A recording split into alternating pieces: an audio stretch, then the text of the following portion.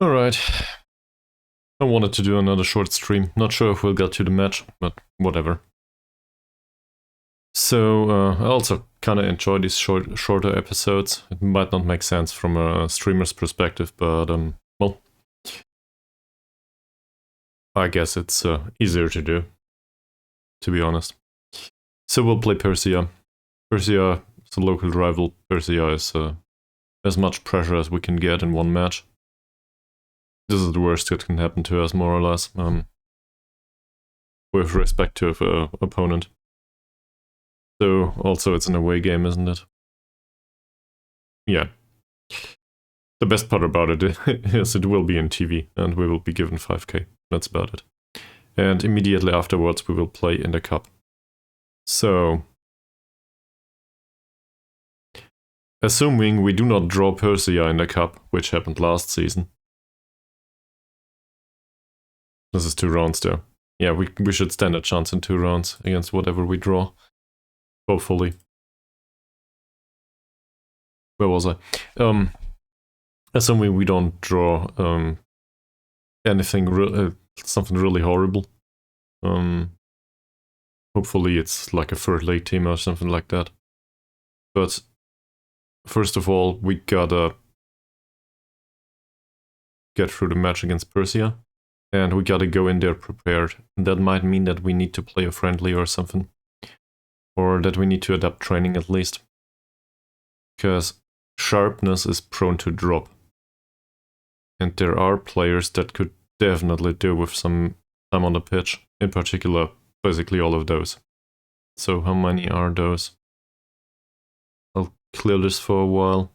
Vahab needs some time on the pitch. Karif too, but he will play the under-18, so that's not that much of a problem. Saputra just played for 90 minutes, same Haryanto. That said, we can probably play them for another few minutes. Kogoya could do with some time on the pitch. So let's just assume for a second that we will play a friendly at the end of next week. Even though I don't want to, but let's assume we need to. Fawzi would still be available. Orianto is not sharp yet. Abdullah could do with some match time. Nugroho could do with some match time. Anshori doesn't even fit onto the pitch. Same with Ramadan. Setyavan. Irmavan. Isha for sure. Then there's Iskander. Zico just played. Moody. There's barely any, even though he made it to the pitch last time out. No sharpness whatsoever. 6.6 rating, 6 out of 6 passes. That's actually... I guess that's a positive. Perfect passing after all. Yeah, and, well, there's also Ari. So the argument can be made that we need a friendly. And this is rubbish anyway. We don't need match tactics anymore, I think. We'll do match practice here instead. But if we play a friendly somewhere...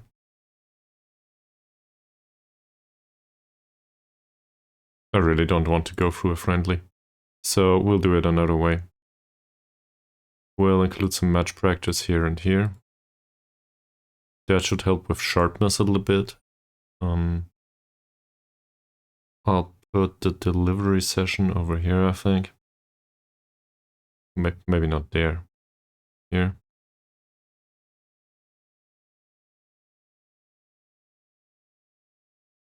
Do some additional match practice around here. Switch these two. That should help a little bit. As should this, and we'll do it that way. So now we will have 4 match practice sessions.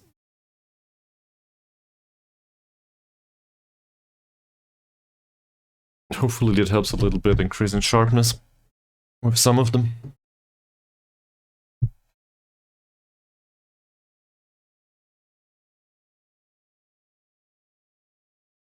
And obviously, I want to have a look at the ones that can play in the under-18s. I think that's a lot of them. So we should probably have a look.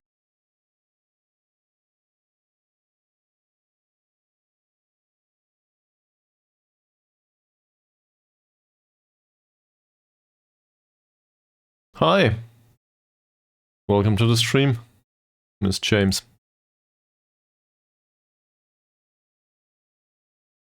Just looking for something here. Oh, it's all fine. Enjoying the evening. There's it's a national holiday, I guess, in Germany. So for today, it's a free day, and well, I have 2 hours on my hands, and tomorrow I'll get back to work as usual. So I thought I might include an additional stream here. That said, Football Manager 23 is outdated now, so well, I will probably switch to a newer version at some point. What brings you to the stream?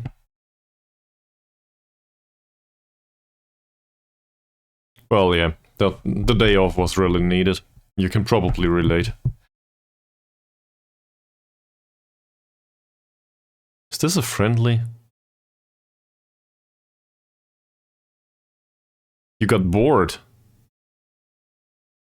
Well, what is it you do usually once you get bored?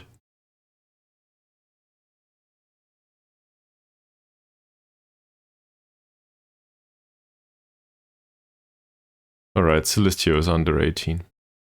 Should be pretty easy, they have a youngster flag next to them.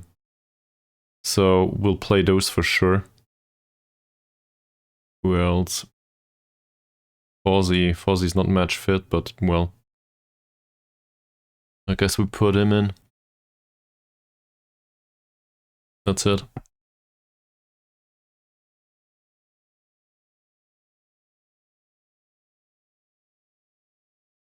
And the under 21s match, this is a friendly too. Okay. So, if that's the thing.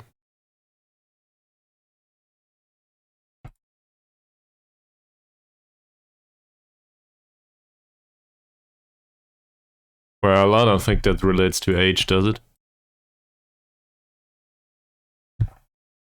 There's always the opportunity to make friends in a way, if you want to, that is. And also, maybe quantity is not as important as quality. It might sound stupid, but you might guess that I'm not 19 anymore. So, I don't know. Hashtag life advice is probably a bit much. But in my personal experience, if you're interested in it, sometimes it's better to stick to quality and not so much quantity. And, well, it might be a really stupid phrase, but the most important person that you want to be friends with is yourself. Because you have no chance of changing that. You will always need to be okay with yourself. And for some people, that's really hard. So, seen from that perspective, maybe it's a good idea to think about that from time to time too, and not so much about what other people think and what other people do.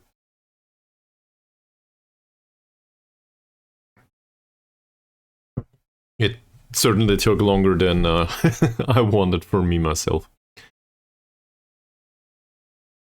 Also, social contacts can be messy. Who needs that? We got the internet these days.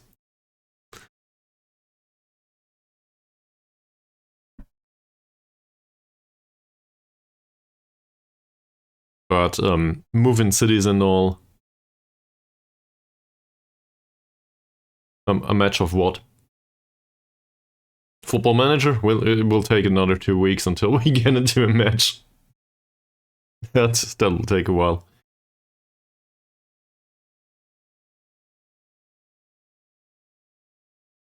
So I will just sit here and have a lot of time on my hands, really.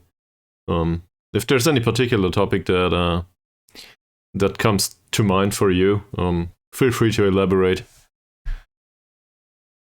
How did you end up in a Football Manager stream? Did you play the game yourself, or did you just come here for, I don't know, being bored, or what is it?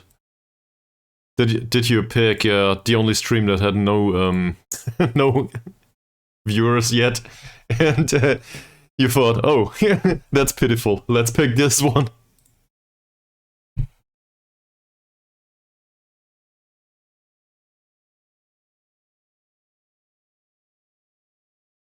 Sometimes that's how it works, in my defense.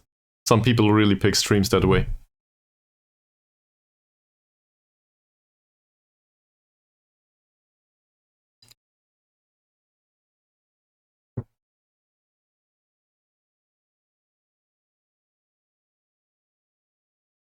Well, I'm not sure what you what exactly you mean, but yeah, this is a game, and well, most of the time it's a glorified random pick. Okay, nice. Well, thank you very much for being your random pick. I feel honored, like seriously, with a little bit of a, you know, but so am I right to assume that you know jack shit about Football Manager in particular?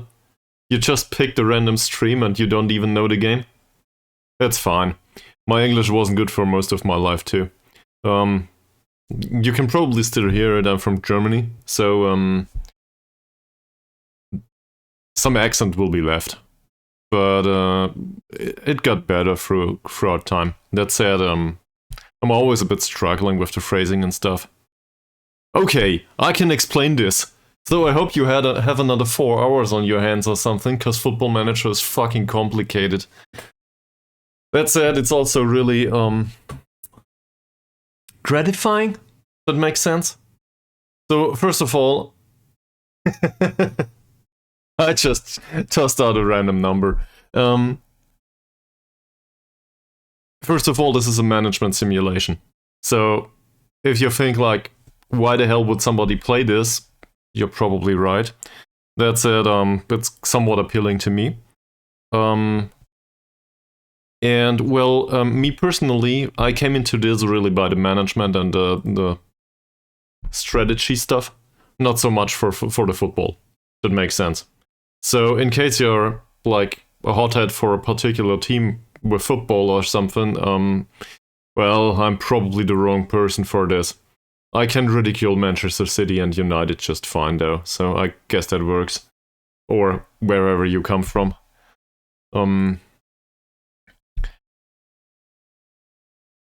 That's it.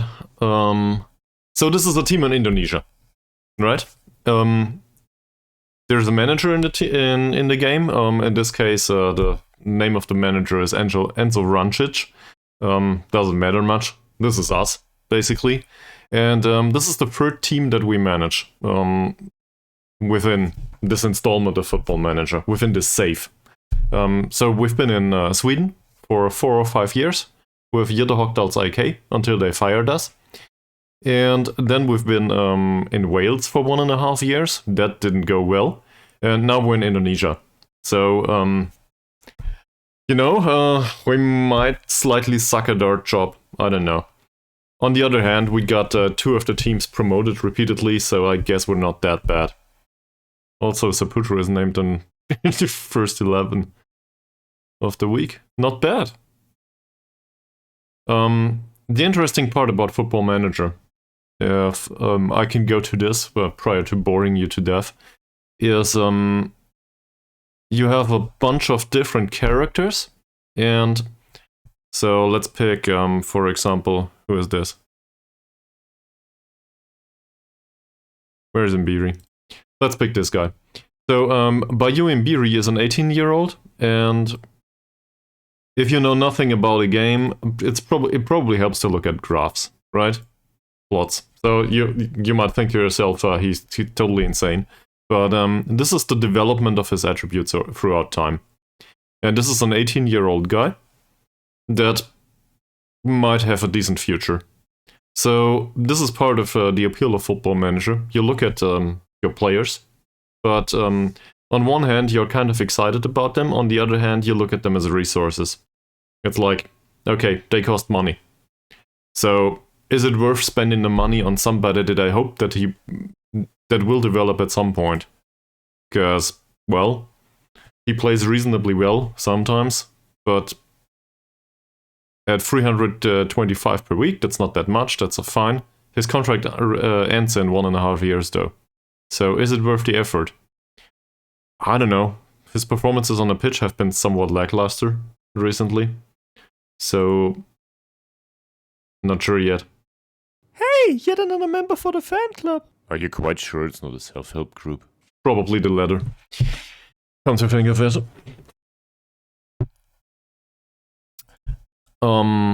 But on the other hand, sometimes you go with the old guys, like Jorge Cesar. And you don't have to know anything about football at the start. It's just like, okay, there's a team, I inherit this, now I need to find out how to do a tactic or something. Well, it depends. If you have no idea about football, it probably is a bit complicated. Because, well, most of this stuff is related to how it is in real life, right? But, I don't know, you probably kicked the ball down the street at some point in your life. So, you're probably aware that in football, well, kicking the ball really good is not that easy. On the other hand, it's rather easy to learn the basics. And, well, there's people that are better in this or that. So, coming back to his person, for example, what's good about him? Well, he's tall, he's somewhat strong. Overall, his physical attributes are somewhat fine.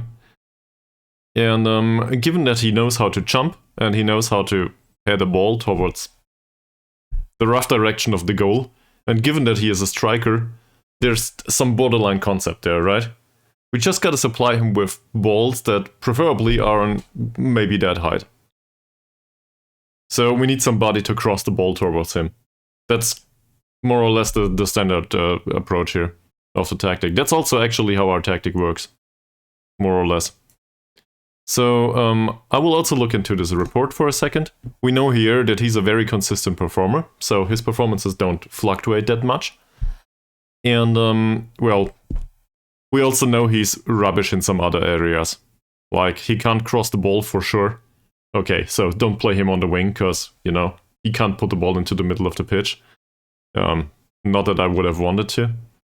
And he has poor intelligence on the football pitch, so this means he's not exactly one to recognize this or that opportunity. He basically can go for a goal and that's it. So we use him that way. And the rest of it, I might go through the entire thing here. But the rest of it just assembles around this. Like, not around the striker in particular, but around the resources that you have. So it's like a puzzle, if that makes sense. Like, for example, we have this guy. So, given that you've never seen this game before, I suppose, what would you assume he can do? Just looking at the attributes. Maybe you've got an idea.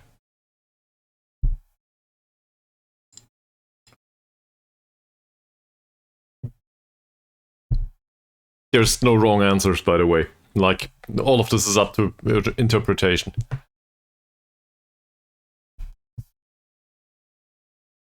And I selected the role and duty that we play him in already, so it might not be that complicated. But, well, can you think of something?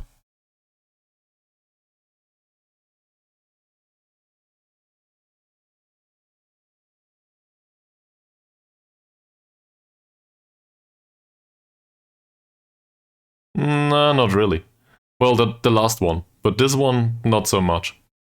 Well, for a striker, he would need to have, you can't know this probably, but for a striker he would need to have really good finishing or something. This is his capability to put a ball into the back of the net, right? So he's rubbish at that. He's no good. His long shots aren't that much better. But what's he good at? Well, he's good at passing the ball. And he's good at receiving the ball, and he's good at his technique overall with the ball is fine. So I guess the elegance of his play. That makes sense. So he's good at that. He also has good decision making, so he's prone to choosing the right thing. And he's rather calm about situations, and he anticipates pretty good. Also, his vision is great. So he has like a good overview of play. His physical attributes, on the other hand, if you look at this, his stamina is fine and his natural fitness, as well as his balance. The rest is rubbish. He's no good. So he's not the one to move with the ball, but he is the one to move the ball. That makes sense. So we need some sort of static role for him, preferably where he can pass the ball around. That's what he's good at. And he can probably help us retain possession of the ball, for example. So that's how we use him. This is called a playmaker. A playmaker is basically used to play the more difficult balls on the pitch, the more difficult passes, and to create play and to create chances. So all of a sudden, we have some core position here. And this core position is required to... how do I put this? If we want his superior passing to be a part of the game, whenever we play, we need the other ones to pass the ball towards him, and we need the other ones to retain possession, right?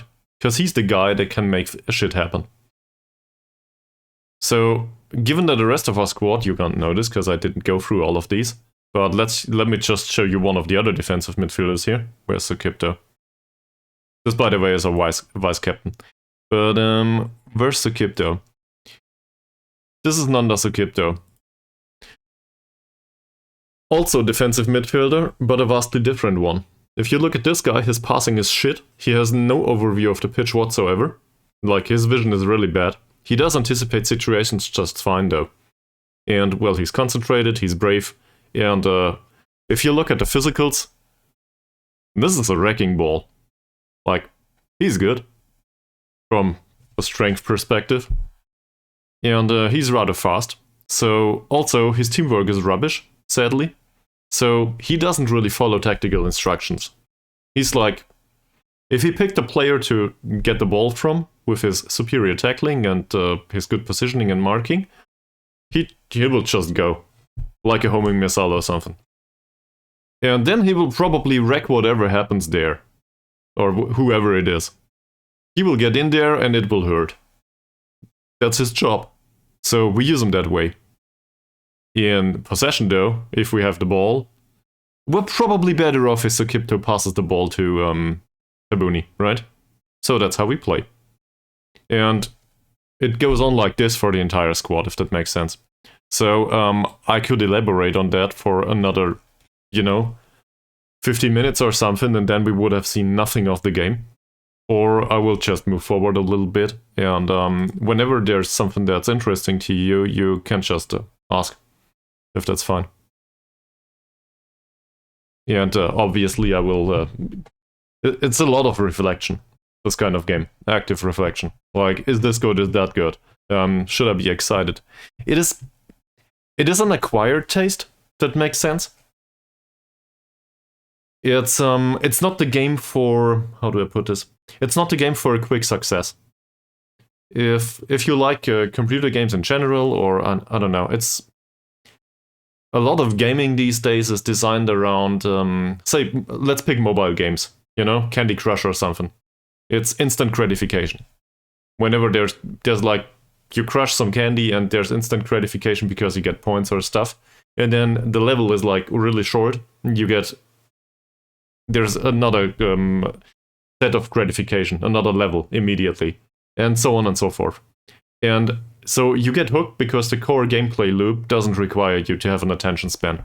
That makes sense. So your attention can be really short, but the game's interesting anyway, and it will never let you go. This is different, but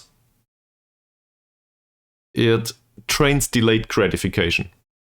So let's take, for example, Simon Owen here. He's not really good.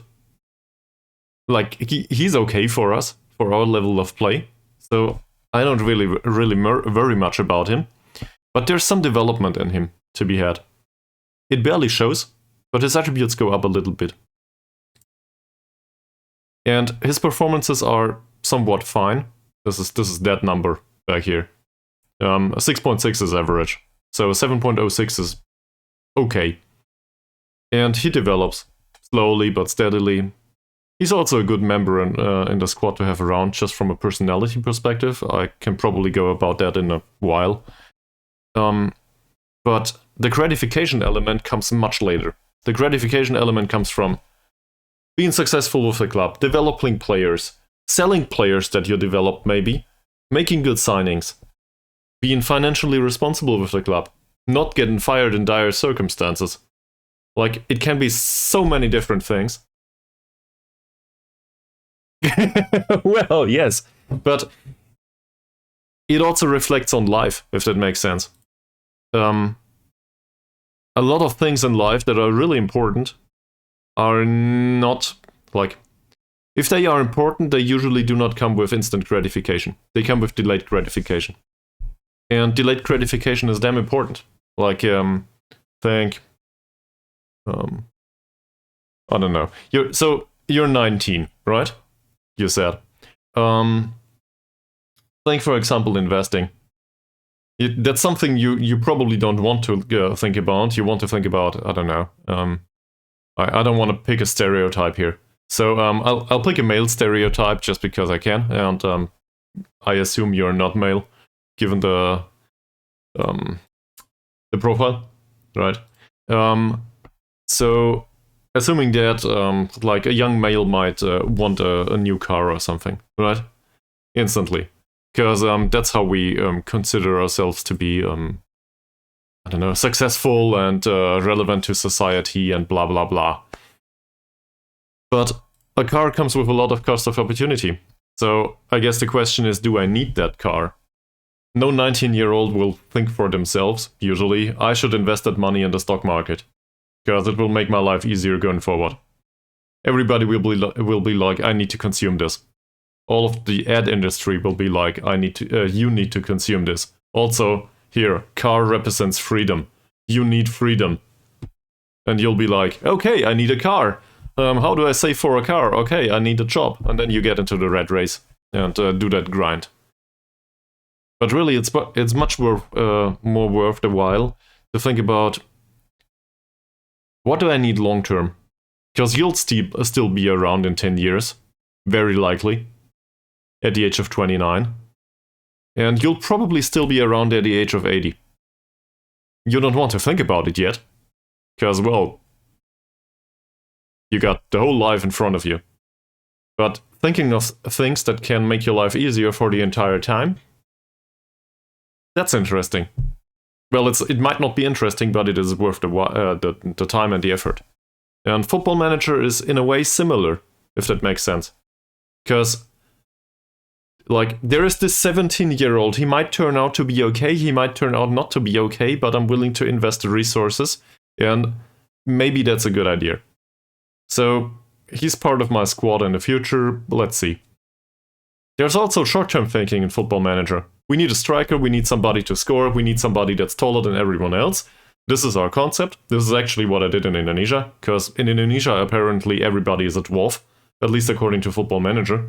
They're like, there's no jumping to be had here, so having a striker that's really tall is box standard damn easy. Like, there's no concept behind it other than he can jump, that's it. He will probably score. But we didn't find a striker that's tall. So when one came up, we were willing to spend much more money on it than we usually would. And it's an old one. He's 32. At the age of 32, you're that close from being retired in football. Because you're too old. But he's fine for now. So given that we need him now, we still signed him and we pay him a hefty premium. Well, no longer, but we did. It's a bit more acceptable these days. For the goalkeeper, for example, we didn't find anyone that was okay, so I picked one of a former club where I managed, and just got him over. We paid a little bit of money for him, I think. We didn't even pay money for him. We signed him for a free transfer. And now he earns, well, a little bit too much with us. But he's okay, and we got that situation settled, right? So it's not like we need to do much there. In case he injures himself, obviously we have a problem. But that's where secondary goalkeeper and stuff comes in. So you can think similarly about stuff in life. It's all about What do I get now? And what do I get in the future? And is this long-term? Is this viable? And do I want it to be long-term viable? Now, this is not about football or players or about finance specifically. Think, for example, relationships. Do I want my relationship to be long-term viable? What do I need to do for it to be long-term reliable? And if I don't want that, well, then some stuff can get thrown out of the window. If I think this is like a fling for a year, I don't have to invest heavily emotionally. And if I do, it's probably not a good idea to do this because it's not worth the effort. So, if one wants to, one can see a lot of lessons in a game like this. If that makes sense. It's also about asset management, but that's really, like, boring to most people. So, college lecture ended. At least for now. I can go on about this stuff forever, obviously.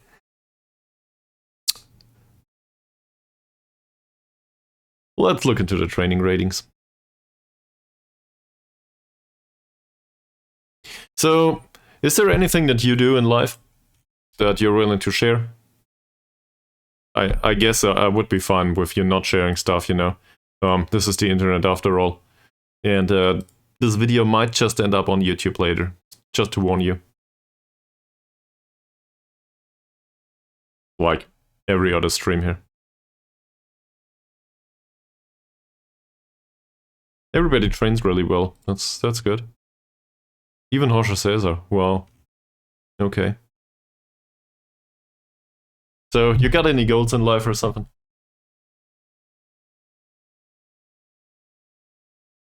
Because, well, Football Manager will not entertain that much. So, we might as well have a talk about some of this.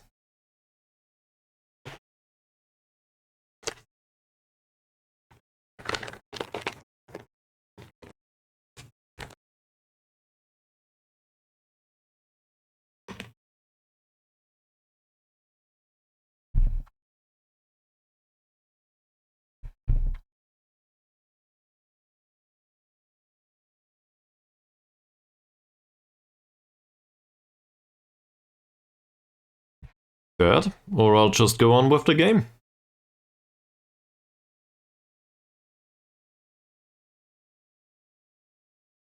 Seems like Moody didn't improve much here. In terms of sharpness.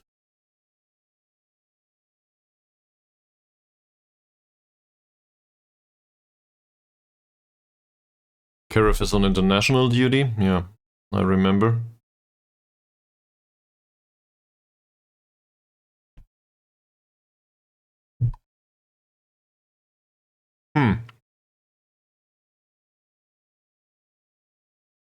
And we'll have 2 other friendlies here.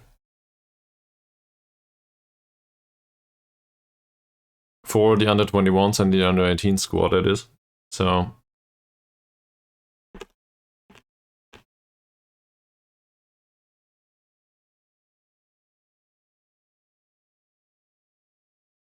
Well, at least we did skip through a whole week. So there's that.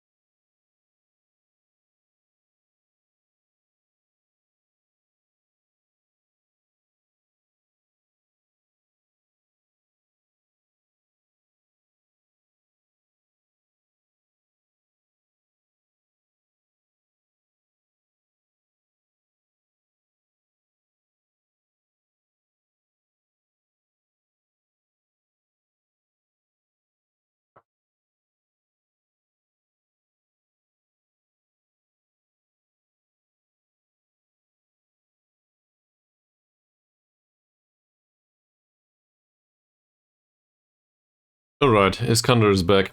That's not bad. Also, training rating is just fine. Perfect. Good luck, sir. Hopefully he'll be a little bit better, which reminds me. What the hell's going on with Hidayatullah? He should be out on loan if I can find it. Development Center, here it is. Loans, where's Hidayatullah? 6.55, wow. Well, he scored 8 goals. 16 matches, 8 goals, and he's on a 6.55 average? What the fuck happened?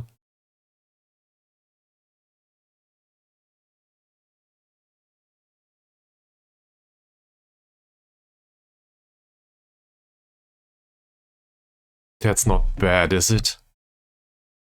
Look at this development. Yes, it's fine. How do they play him?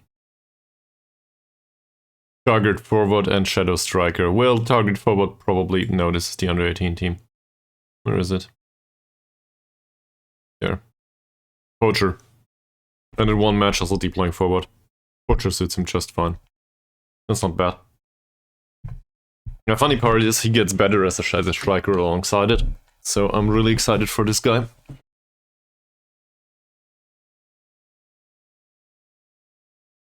This is great.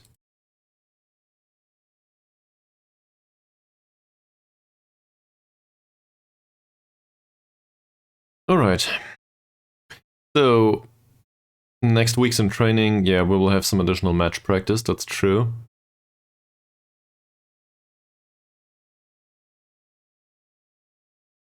Also a few recovery sessions given the workload.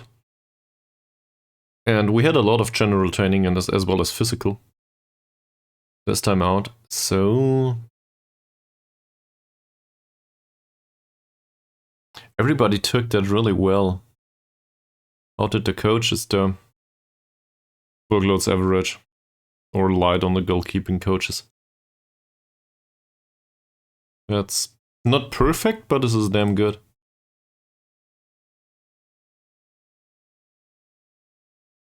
So we actually made it work so far.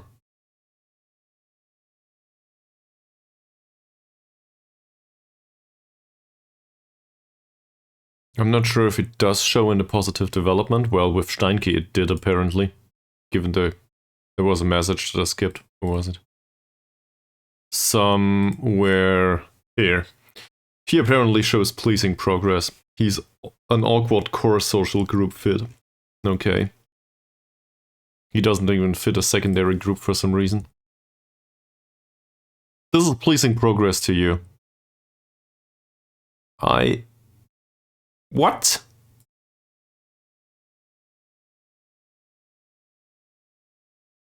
I guess he trains well and...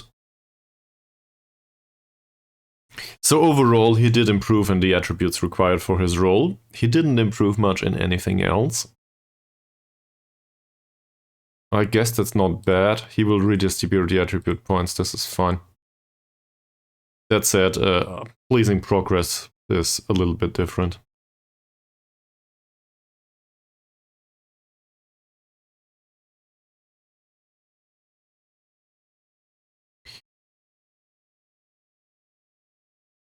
Zico's performance last time out was really great. He had an assist and a goal. Like, it somewhat pains me to say this, but we should probably play Zico again in the big match. He's also, I think, a consistent performer. He doesn't like big matches. Damn it. Well, I know somebody who does. This guy. And given that there's an under-21s friendly prior to that, we will probably let him play there.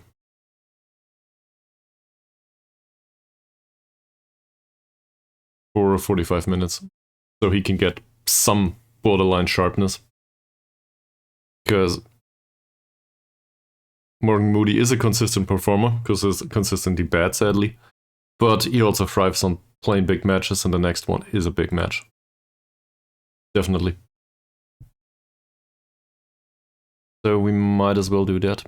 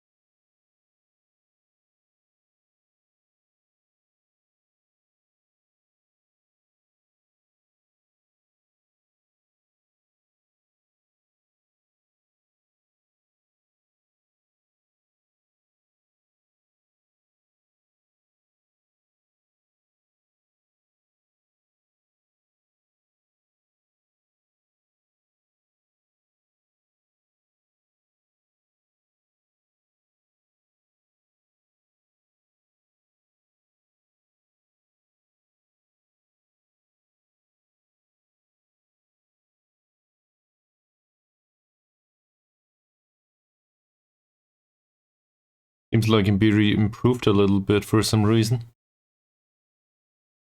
In areas that are somewhat relevant, I guess. I mean, stamina probably doesn't hurt. His jumping reach improved. He's now a 3-point jumper. Oh, did he just grow? He's 1.65 m now, so he probably just grew. Alright, let's do that. So, Mbiri's recent performance hasn't been good though.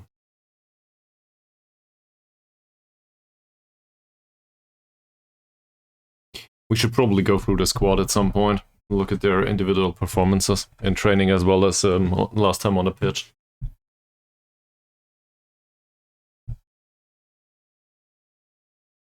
Fernanda is a somewhat interesting winger. Way too expensive though. And this is Persija's scouting report. I hate them so much. They will be tough to beat, you don't say. Play a controlled possession style. They like to retain possession. Play out of defense. Okay. Mr. Pratama. Still dangerous.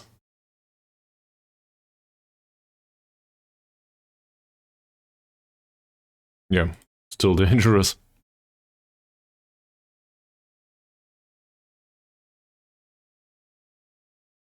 I also seem to remember this guy.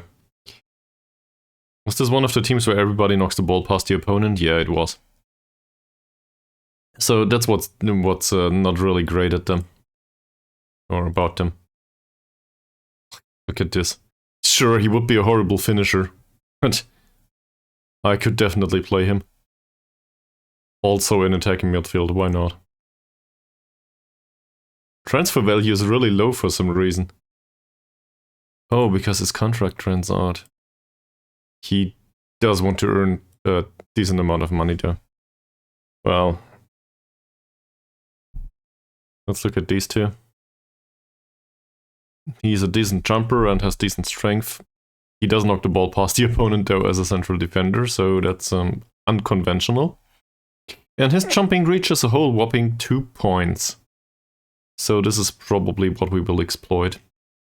If we can.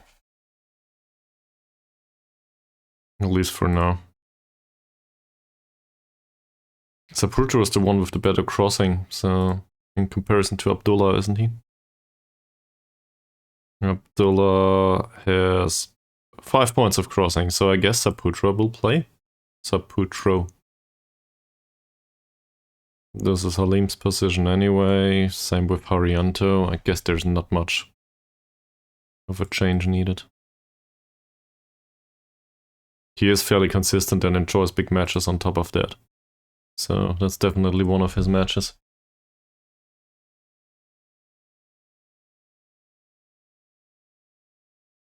He's considered to be fairly slow. I don't know. Not that slow.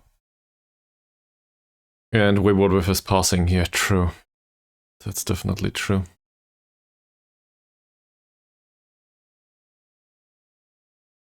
So we'll probably play Mbiri in attacking midfield anyway. This is more or less the first team. Like, this position is a bit questionable. But otherwise... What a pity! One of their primary wingers is injured. I don't know what this means. Julianto.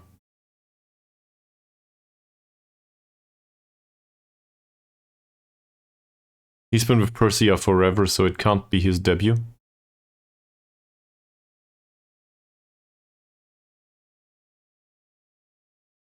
Did he just return from injury or something?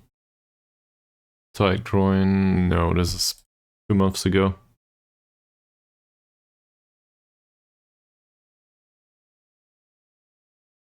I have no idea what this means. Siaputra is on international duty, okay. Same as Francisco. Yeah, right.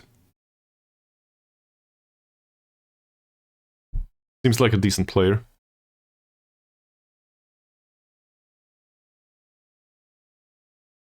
But we'll probably also pick the left defender in accordance to the supply with crossing. So that shouldn't be too hard.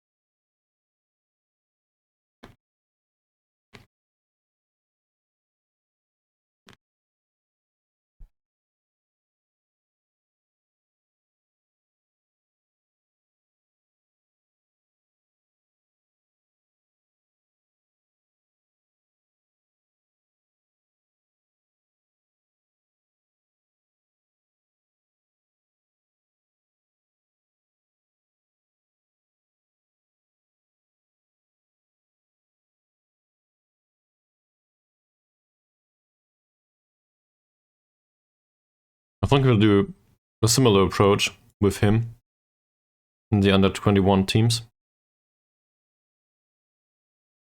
for 45 minutes in the next match. So Kipta probably doesn't need it. Saputro? I guess we can.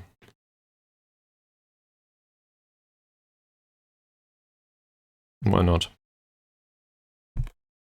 And Wahab can also play.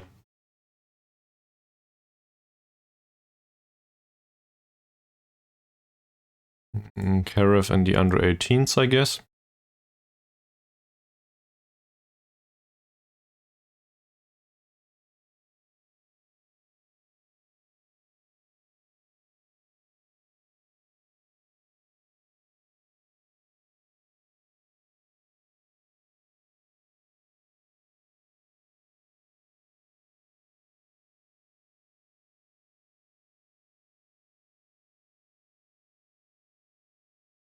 These two can probably have 45 minutes in the under 21s.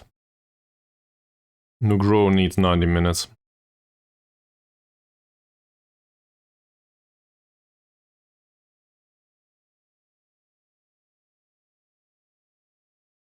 Or until he's match fit, really.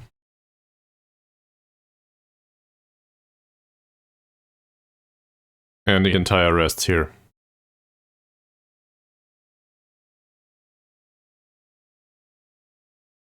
Can do with 45 minutes in the next match. Iskander's also a youngster, so we can just play him in the under 18s, I think. Always. Same with Ramadan, by the way.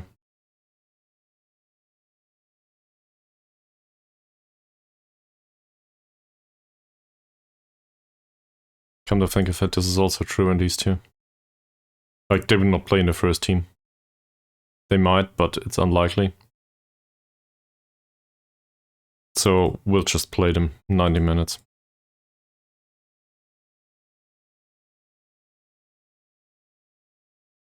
Siahan as well as Abdullah can probably play for 45 minutes.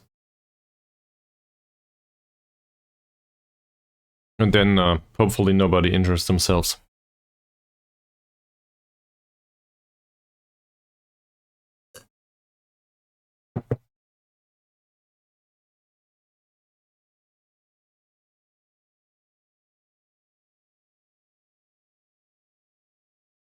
Yeah, why not? Looking good.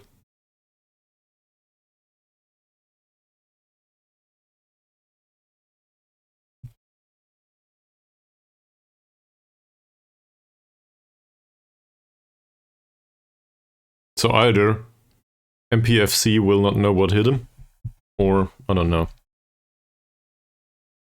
Or it doesn't go down the way we want it to. We'll see.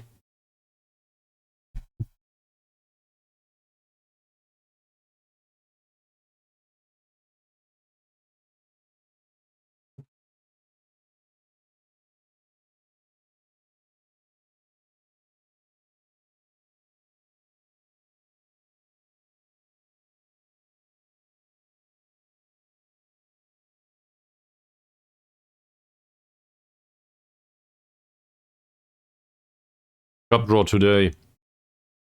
Let's view the draw. Who will we play?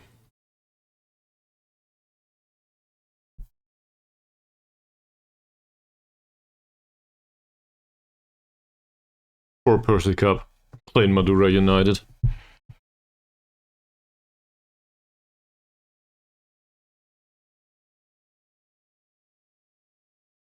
Arima playing Persik. Okay.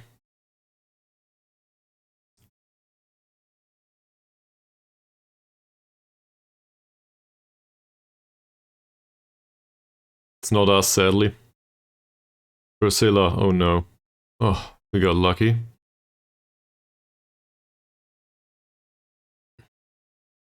This is us. We'll play Barito Putra. Shit. This is not a good draw. We could have had a second league team, but we did end up with Barito Putra. On the other hand, this is a draw that we should be able to manage.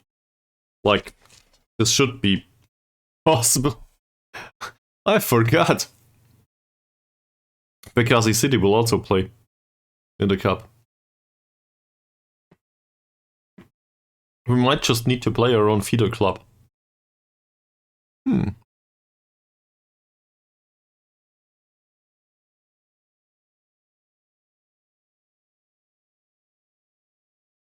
And now?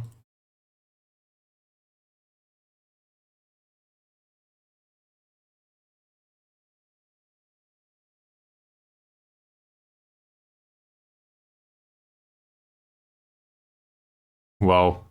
They did the draw already for the next round, for the third round. Let's maybe do the second round first.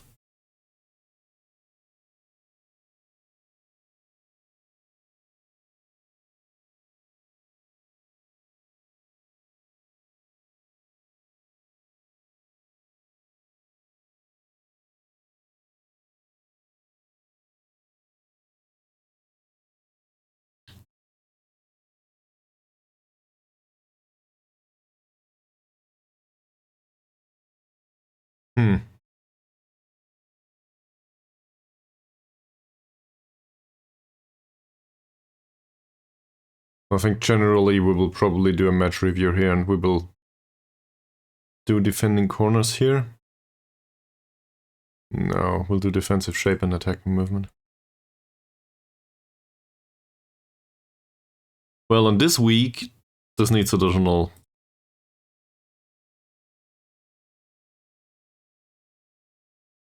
Something like this, yes. That's not great though. But there's so much travel here. Well, like, what can you do?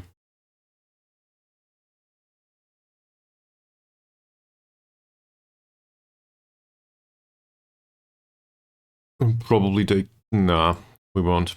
We'll take these two. Yeah, this seems fine, but this doesn't. That's the best I can do with this kind of setup. So hopefully the result doesn't matter anymore in the away game. We gotta win the home game by a lot.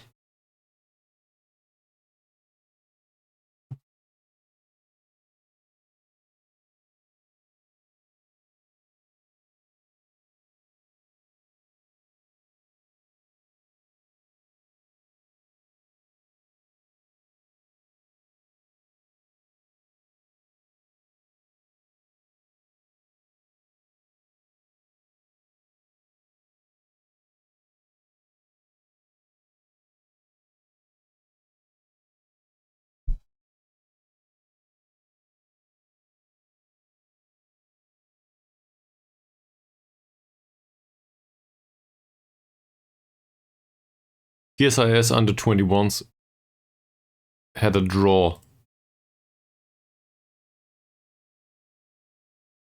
Alright. I guess that's fine. Overall condition is good.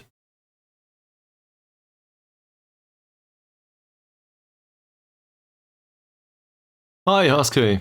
How are you doing? And welcome back to the stream, sir.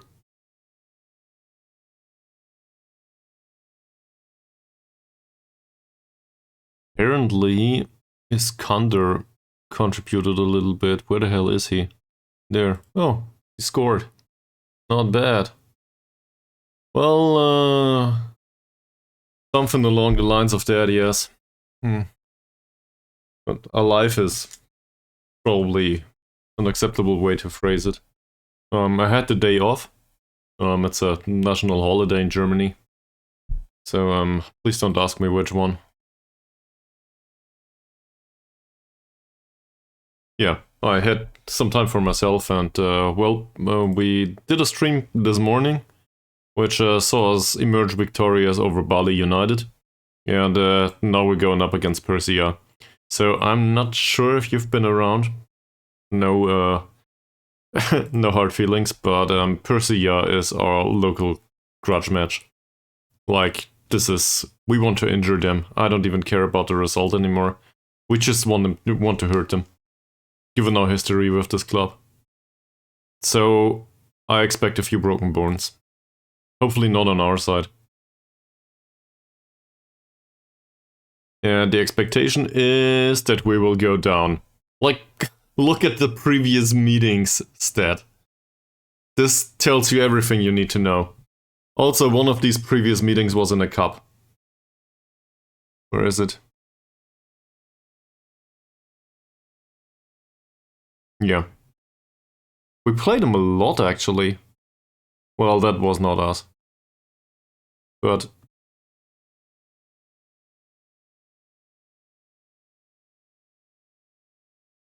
here. This is the one that hurts the most. In 31. Where we went absolutely down in the first leg and came back in the second leg. And we managed to get a 4-0, I think. With 4 goals by Jorge Cesar. And conceded a goal by due to Pratama in minute 75 and didn't manage to score a 5th. So we lost by away goals. I hate this club so much. This is the worst opponent ever.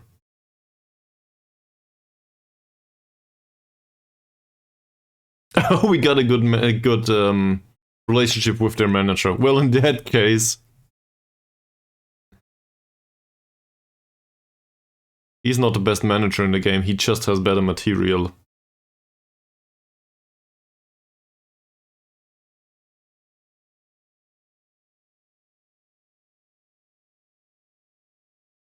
Do you think it's important to lay this particular record to rest? Yes, it is.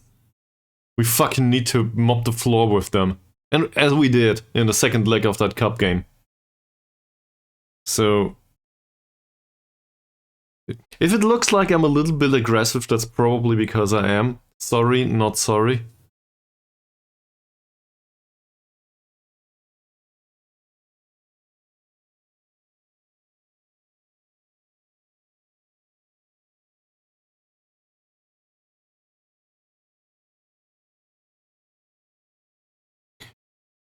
It's what the sport is all about. Well, if you say so.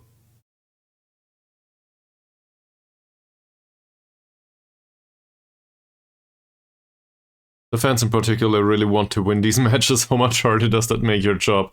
I relish these encounters, obviously. Like, that's the way it is. I'm quite sure. So, Husky, what have you been up to lately?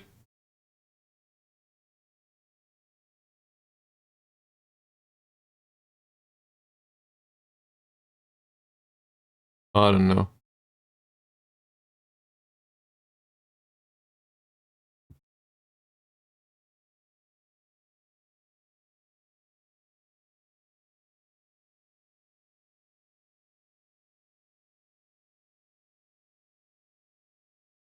Yeah, they played due to match fitness concerns.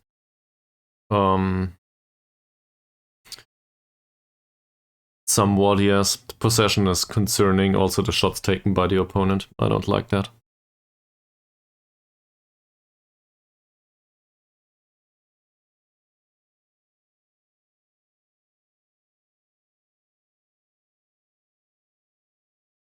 Oh. This is... Oh, we signed him from Persija. Okay. Well, in that case...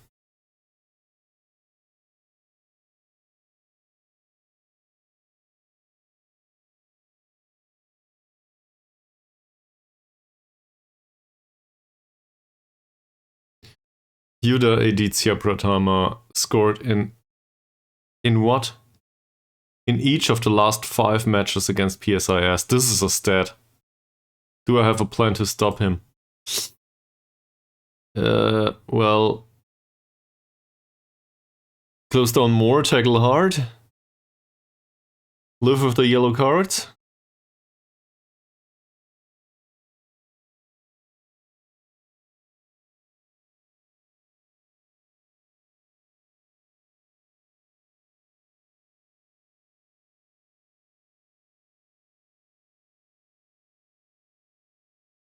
Sure.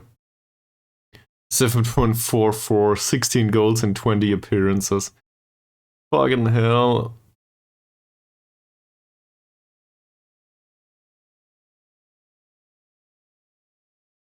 I didn't like it. On the other hand, we got some training into the players, so I guess that's a plus.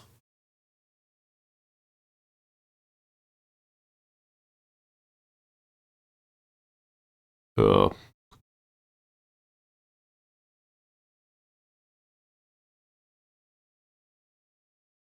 I really don't know and don't care about Madura.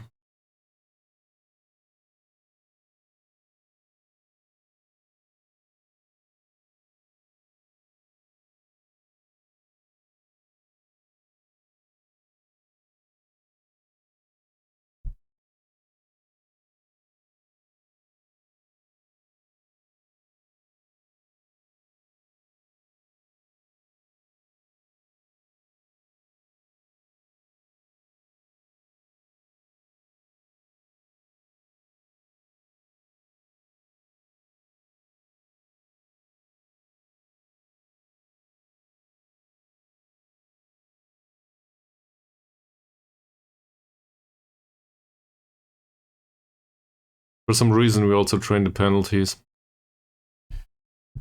Well, okay.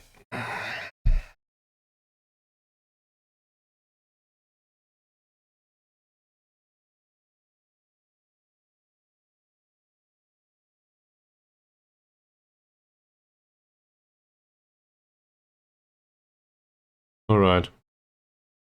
We need everyone in perfect morale. Which, to be fair, is pretty easy to accomplish these days, given that we have Sakipto and Hamuni in more or less perfect morale most of the time. So his injury risk is pretty high. We won't play him.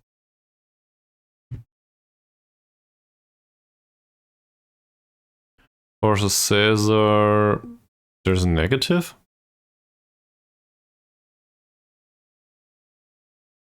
No, I think we'll stick with the decisions and composure stuff. How's his training rating there? 7.25. I guess that's fine. Okay. Seb Putro's training rating is just fine.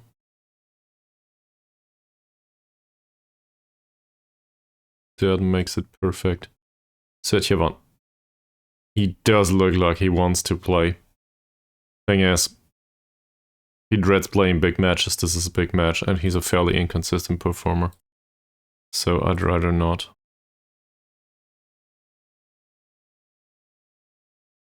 Siahan. Well done, sir. Steinke, that's not good.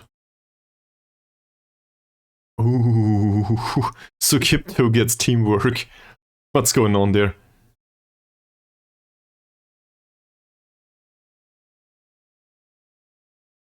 Definitely a good one. His form is okay-ish. Let's praise the passing here. There we go.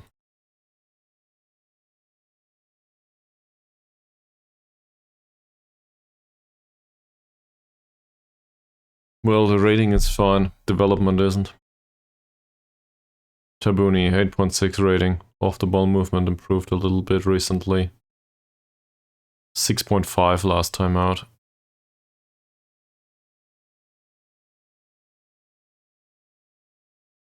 He created nothing.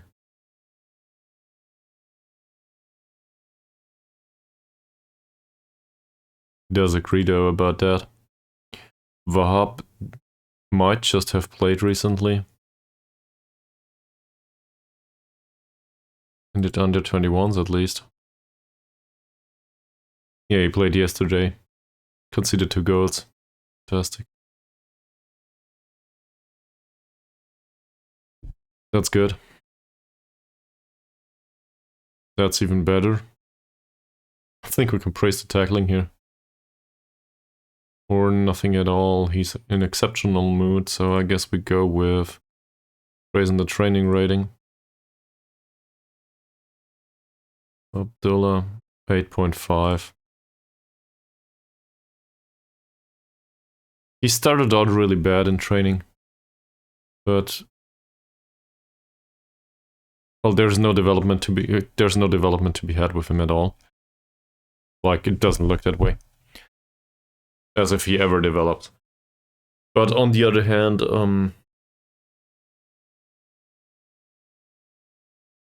if he were not so expensive, I would be happy with him in the squad. I'm not very proud of that signing.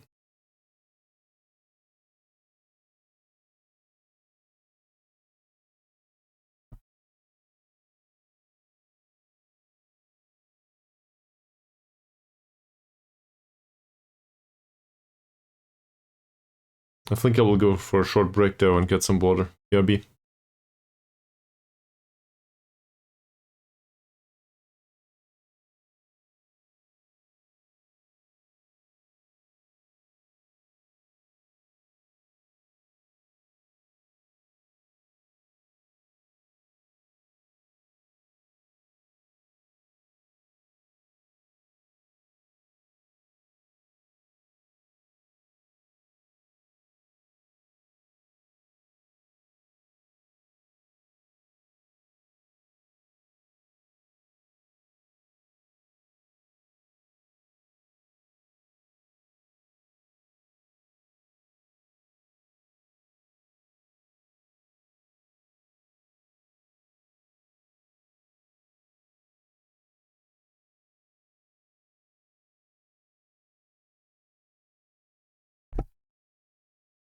Okay. Fans anticipate a rivalry. Well, I anticipate a good result, hopefully.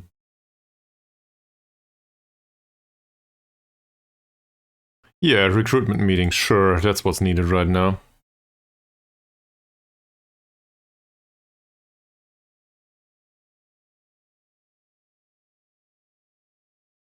I barely remember this guy, but yeah, he's listed for loan.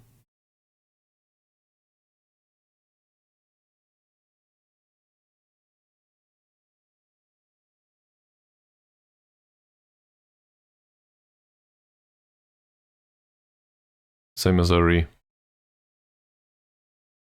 So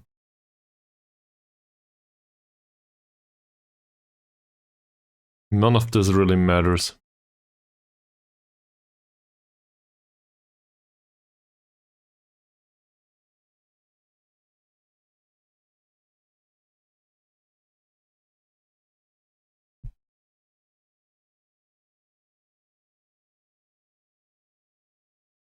Great. Probably not. And I think I know about all of these.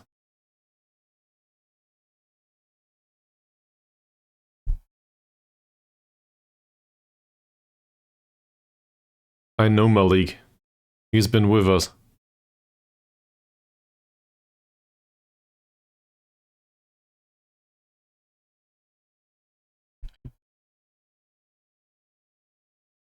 %25 of transfer revenue is made available until 2.73 million revenue has been generated. Thereafter, it will drop to 10%. Great.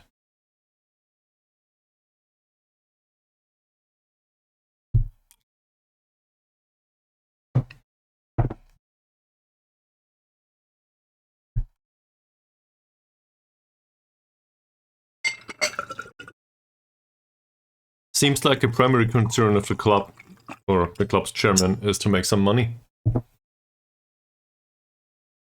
TV coverage, 30k for us, that's not bad.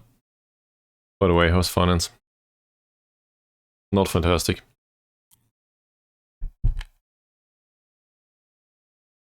It's still going down.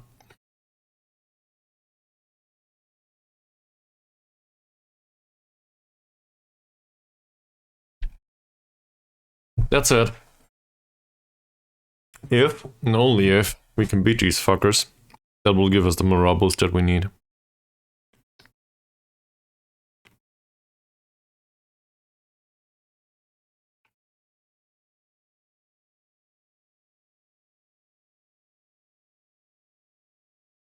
Steinke is a very inconsistent performer, apparently.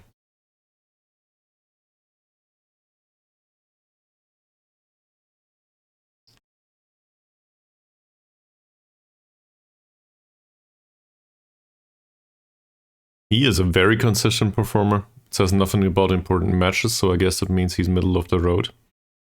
So we'll take Arianto, put Steinke onto the bench.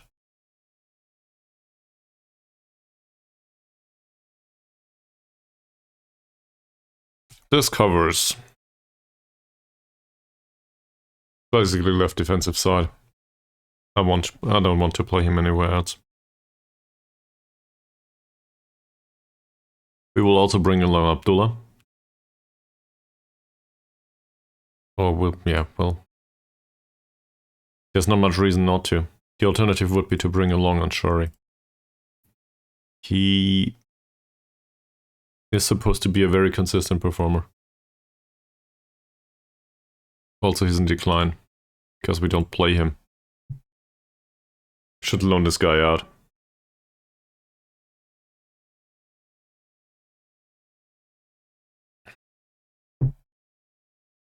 Central defender.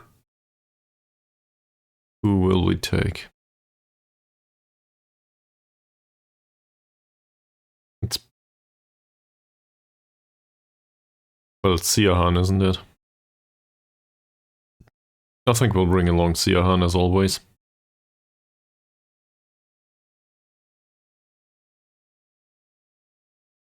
And then, so this is easy, as usual. This is also easy, because once you play like the last time out, there's not much reason not to pick Zico. Oh, Arianto's risk of injury is increased due to having played in the under 21s recently. So we'll do it the other way around. Like this. Might not go well, we'll see. So, bringing along Zico.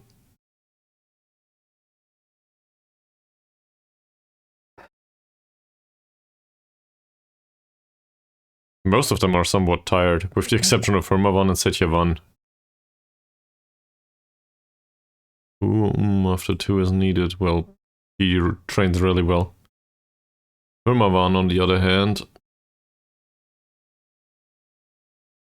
I probably won't complain about his performance, this is fine. He does decline in some areas, but seems to... He's also a good pick for this match. I think. Obviously, no guarantees. This is fantastic. Great Morgan, great.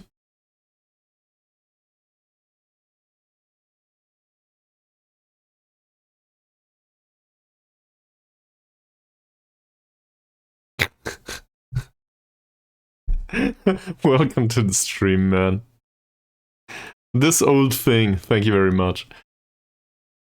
This is exactly what I wanted to hear. That's it, this is a grudge match. So, we play Persija Jakarta. Those fuckers. They are responsible for us not winning the cup. They are responsible for us not going to the Champions League. They are responsible for everything. We lost the last 5 matches against them. That's not true. We lost all of whatever matters against them, with the exception of one cup game that we lost in aggregate, even though we won the second leg 4-1. I hate these guys. So we need to win this. How have you been, Bravo? How's your save going?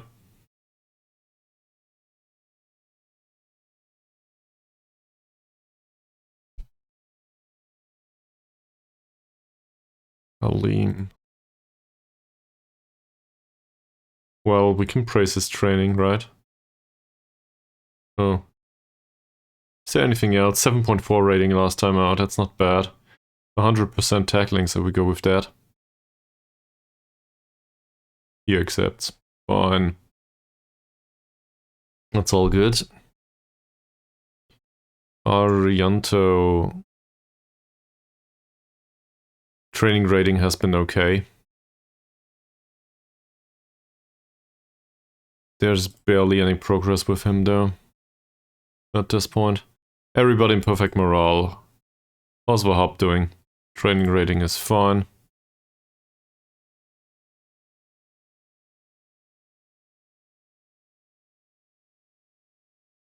You came fourth and did not... well... Isn't that still a respectable result? What did you expect? Another season winning everything?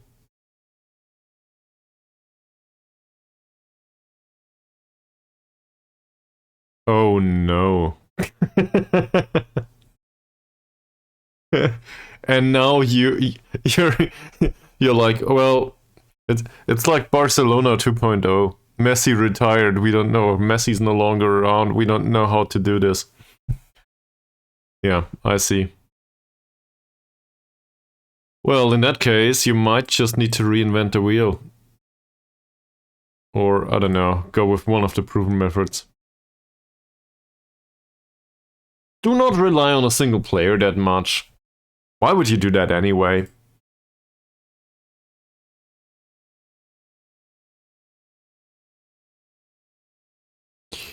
Perfect morale for him and Hermavan. We did praise his training, I think, and he barely played recently. In fact, he did play against Persija.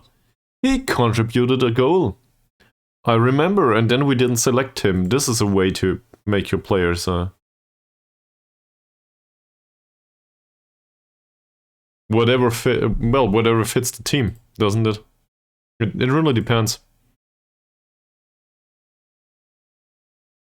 You will probably introduce the odd change here and there anyway. Just because you want to adapt a different style, or I don't know. I don't know about the strengths and weaknesses of your team, obviously. Right, let's go. So... this is probably the worst match for the entire season, given the opposition.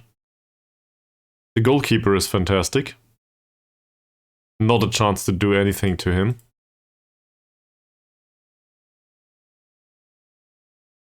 Dede Puyanto is a decent crosser and his dribbling is, like, really bad.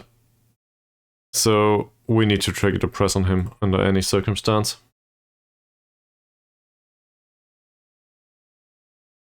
The tactic is supreme, players need to get jammed into it. Okay.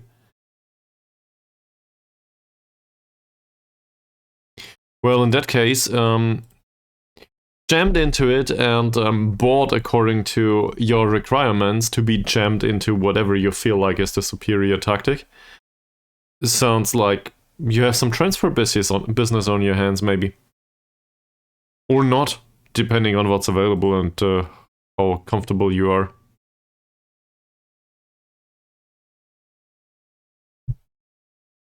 He does not play through balls. He does play crosses, though. I don't like that.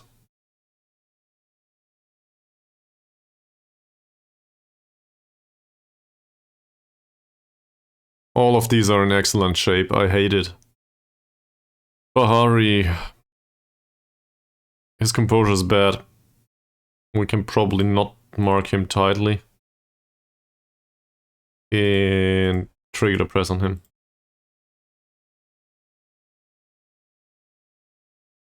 Well, he figured out a new position. He's retired.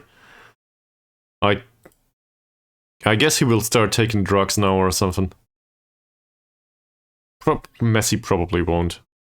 I don't know. What do footballers do after they retired?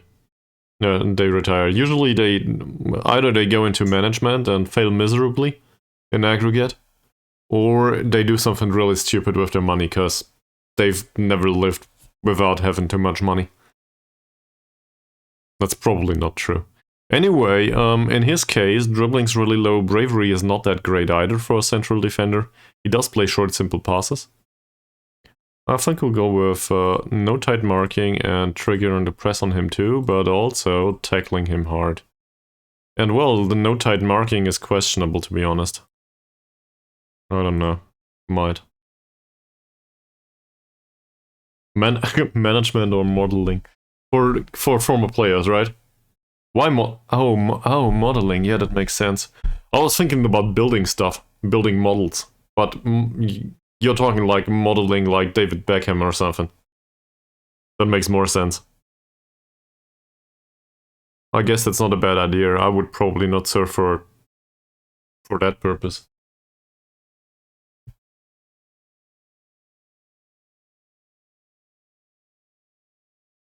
Well, me personally, I'm actually not aware of this, but it sounds like a fun story. If you can link that to me, I would be very happy to read it later on. To be fair, I'm borderline aware of Newcastle due to recent appearances in international competitions, otherwise I probably wouldn't be. I'm a horrible person, I know. That's a sad story. His dribbling's low. His passing is low, his crossing is low. He shouldn't be dangerous, and on the other hand, I know that he probably will be. So we'll go with showing him to the weaker foot, I guess. Showing him to the inside. And otherwise, I won't do much to him. I think no tight marking is probably a good idea here. They can play through him, that's fine. Siaputra. Now we're getting into the meat of things. Not even sure if this is a correct phrase. Anyway, his composure is really low. His dribbling is rather low. His passing is not that great either. I think we can outjump him from time to time, so tight marking or no tight marking is not a thing. That said, he needs to be closed down. He likes to knock the ball past the opponent. And given this, I think knocking the ball past the opponent is something that should be... I don't know, I can't finish that phrase. We gotta press him to take the ball back. This guy's passing is even worse. His vision is fine though. Dribbling's shit, bravery is good, so I guess we go with triggering the press and no additional instructions. Do we want to play them to play through him? I mean, I guess the vision is good enough, so with that passing, yeah, we actually want to. So do not mark the midfielder tightly with 4 points of off-the-ball movement. Great. Fibri, 11 points of passing. This is the dangerous man, sadly. So let's mark him tightly, even though he has 9 points of off-the-ball movement. Give me a second. Oh. Dribbling and bravery as well as strength are really low though, so we will go with hard tackling here. And also, can we close him down? Sure, why not? On the other hand, we triggered a press on basically everyone, so I guess we make an exception here. Pozzini! A Brazilian good dribbler. So let's ease off tackles here. He's right-footed, crossing's decent, passing's decent, everything's okay. Knocks the ball past the opponent. So we close him down and show him to the inside and hope for the best. Sanchaya. I hate this guy. He's a good dribbler and a really bad finisher. Oh, I see. Well, that sounds like an interesting story, at least. The diamond mine. Once you have some money, that's probably the common thing, though. Once you have some money, people just come and offer you investment opportunities.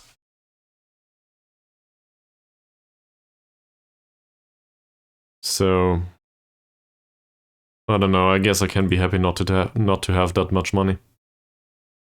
We press him. We ease off tackles because, you know, he's a good dribbler. And we show him to the... well, actually, in his case, I think we still show him to the outside or nowhere. Because his crossing is a whole freaking 3 points. That said, as an attacking midfielder, this guy's a beast. Like, it doesn't really show here. But the technicals are lackluster. The rest is more or less perfect. This is one of those that I would be willing to sign in case Mbiri ever leaves. And then there's Pratama. Fucking hell, what do we do with Pratama?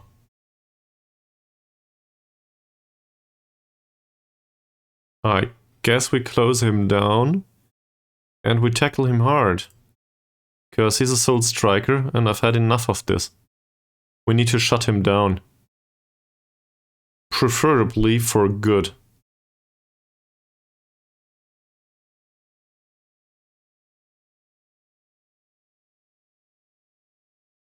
That's it. Now, there's also one other thing that comes to mind. I'm extra cautious about this. Their aggression is 8, 4, 12, and 14. So who's the one with the 4 points of aggression? That's him. Sanjaya doesn't look like he has good positioning. No tackling whatsoever. No aggression. So, assuming that he's rather lazy in closing down his opponent, that would mean we should distribute towards the right. Towards Saputro. Which would imply that we give the ball to somebody that has decent passing and decent crossing. That's not the worst decision, is it? So, we will do something weird today.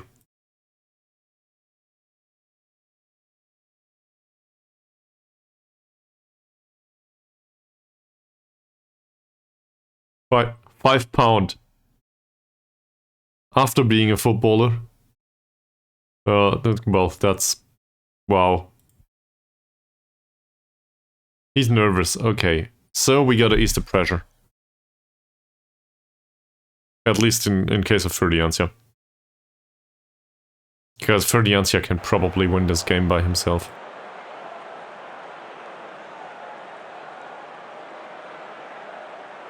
Well, so obviously we will go with revenge.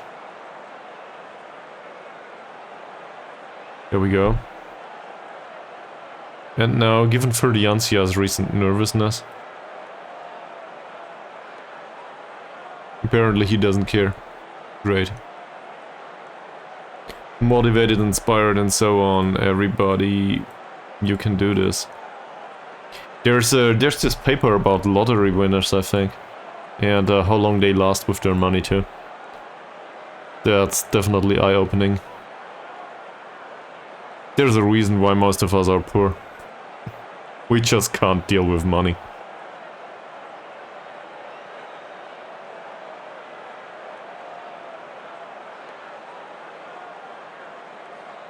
How do we carry this form into this match?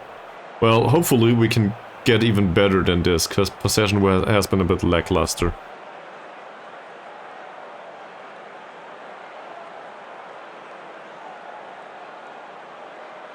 Oh! That's interesting. So, does the... well, a video. Okay, so I guess a video is YouTube or something, right? It's not a documentary or anything. Does it state what he did with it? Like, looking after is a very broad term.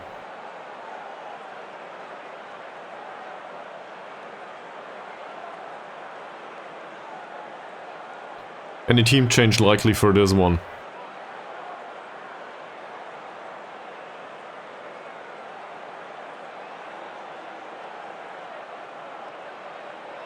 How are you approaching the task of breaching League One's best defense? I think Jose Cesar will do that. He'll do that.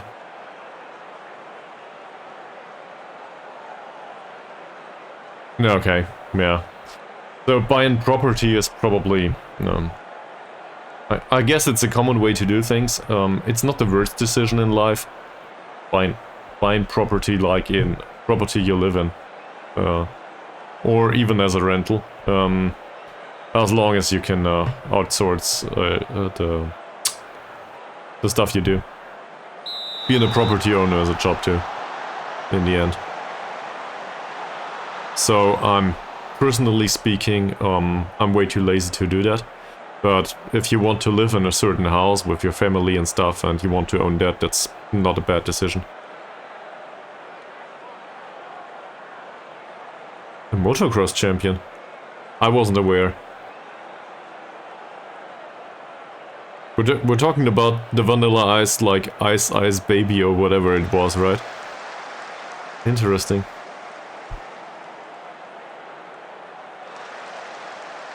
So Prianto, this is one of theirs. 4 minutes into the match with a yellow card, and this is... this one?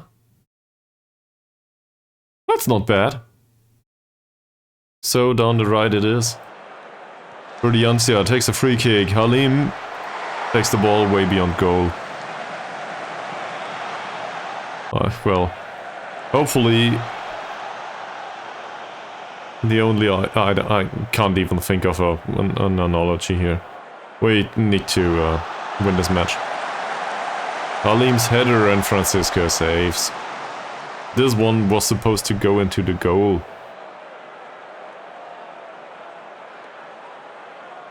Pravia. Arianto's overtaken by whatever that was, Halim. Okay. I guess it's a corner. That was some weird defending.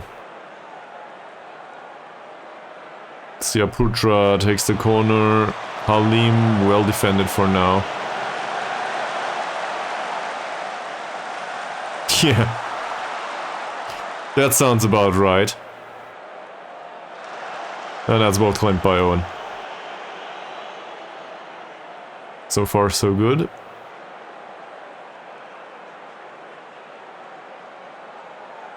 Puyanto, Porcini, Bahari, Siaputra. Come on, win the ball from him. He doesn't. Siahan, well defended. Porcini again. Don't let him drift away. And Halim with another save. I don't know.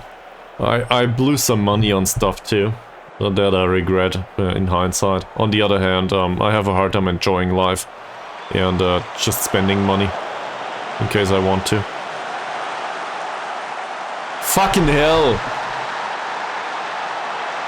Why? February. What's his long shots?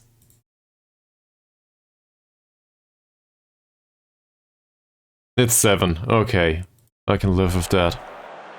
We gave him the space and he took it.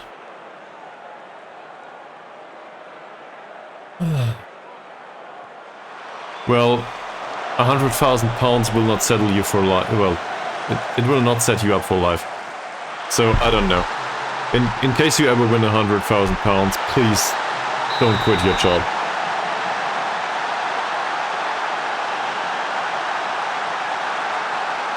They had no chance whatsoever and they took it. This is exactly what I hate about this club. 13 minutes into the match and we are 1 goal down. For no reason whatsoever. Hell, Sukipto started to learn dribbling apparently. Yeah, okay. Sure. On the other hand, In year 2000, you could have, well, you could have waited a year and invested it into the stock market later on. That's the worst market timing advice ever. Oh, don't listen to me.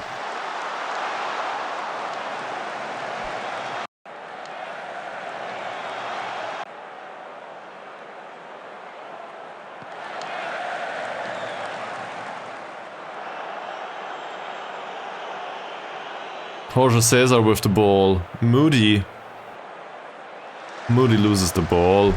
I should have played Zico.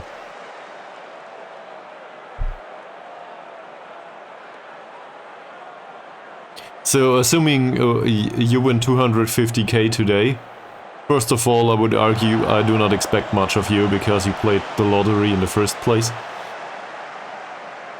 So, you've already proven that you're bad at math. But second of all, there's probably opportunities to get that money working for you. Other than buying a house. But a lot of people tend to do that. Nice save by Owen.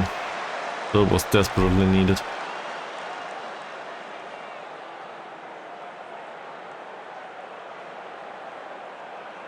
Not bad, yeah. Depending on the interest. And, well, your personal level of comfort with leverage. I probably wouldn't pay off my student loan, that's for sure. But it comes at no interest whatsoever, so... Yeah, but that's low-grade money, right? So, in a positive way, that's a good thing. If your gambling is nothing that loses you money, or a significant amount anyway, that's a plus. I think that sounds responsible.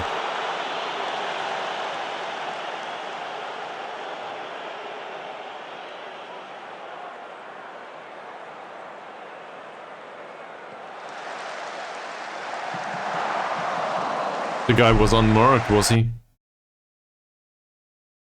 That was the best chance they had in the entire game.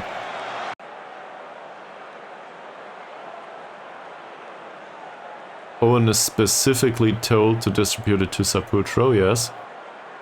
Finds Sukipto, Halim. Tabuni seems to be man-marked. Or not.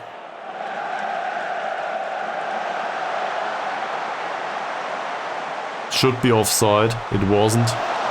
Owen saves, and we can ask ourselves how we are only one goal down. This doesn't work at all. I hate it. I hate it so much.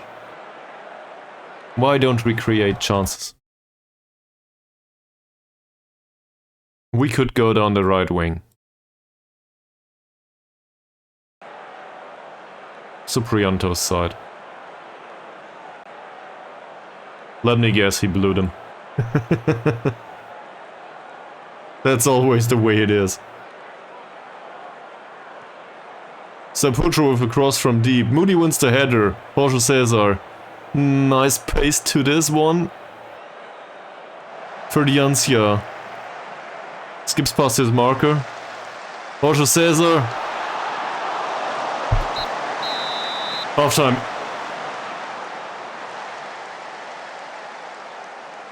What can you say? This is just a freak ass random result again. Start playing football. Okay, he's nervous.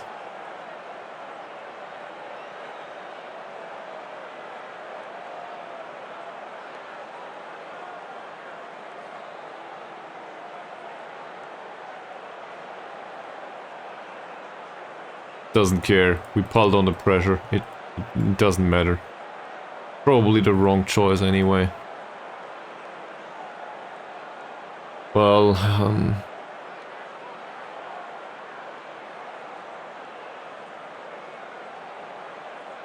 we'll try to motivate everyone.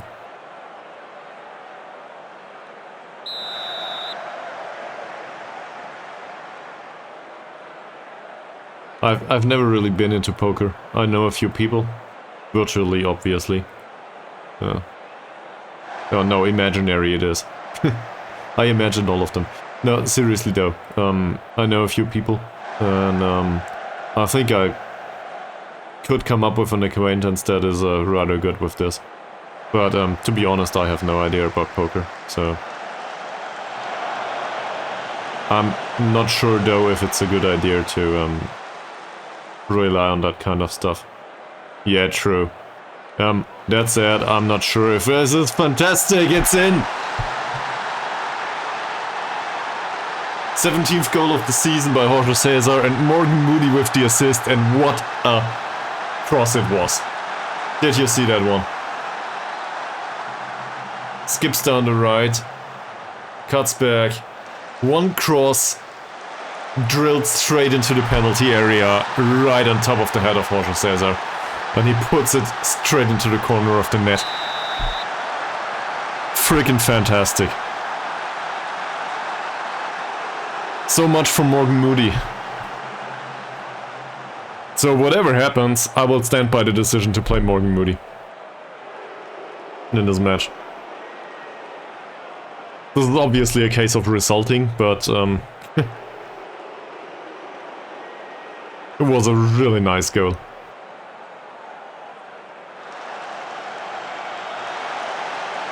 Siahan, Tabuni's not one to win these, and Halim just clears the ball. Imbiri barely made an impact so far. Can we... I think we'll encourage them, we're away. You can do even better, guys. Abdullah. Close down well, Jorge Cesar. What a ball! Imbiri. Yes! Tabuni! Oh no! Of all the people on the pitch that can't score, Tabuni is the worst of all of them. He scores even less than the central defenders. He has 2 whopping points of finishing. If he had scored, that would have been an exception. Yeah, and Siahan plays like shit. He's nervous, as far as I'm aware. We'll replace him with Harianto at this point. Come on.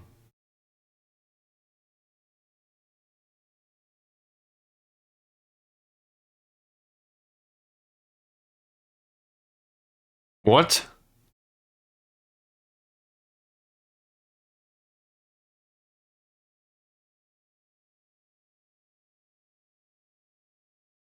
I don't get the phrase. Maybe I'm just tired. I don't understand it. Can you explain that to me again, please? Preferably like I'm 5 years old. 5 years old. I want Harianto to score the winner. After a corner or something.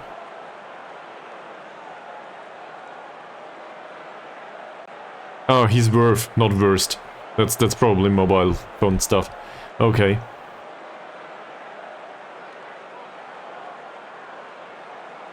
We do go through this match without anything happening, I guess that's definitely a positive. He's still aggressive. We'll encourage the team.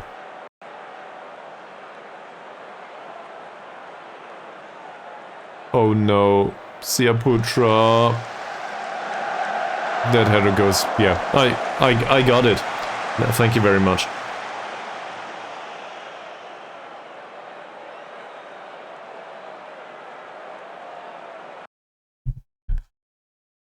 The Sultan of Brunei. Well, still have 2 substitutes on the bench.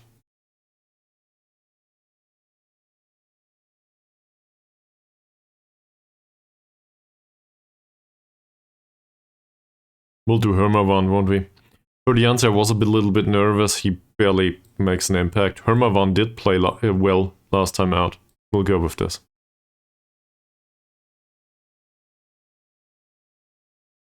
Come on, man. Just provide the additional cross that we need. That's all I want of you.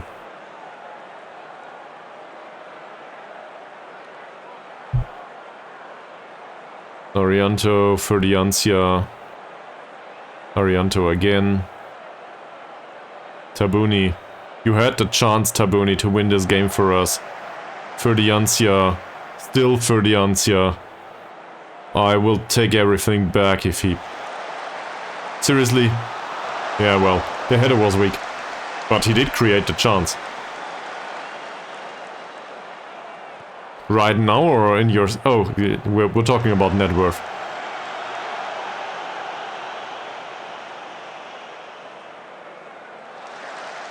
Well, he certainly saw the opportunity to earn some money at some place in his, at some point in his career. And given how much he was injured, that's probably not a bad decision.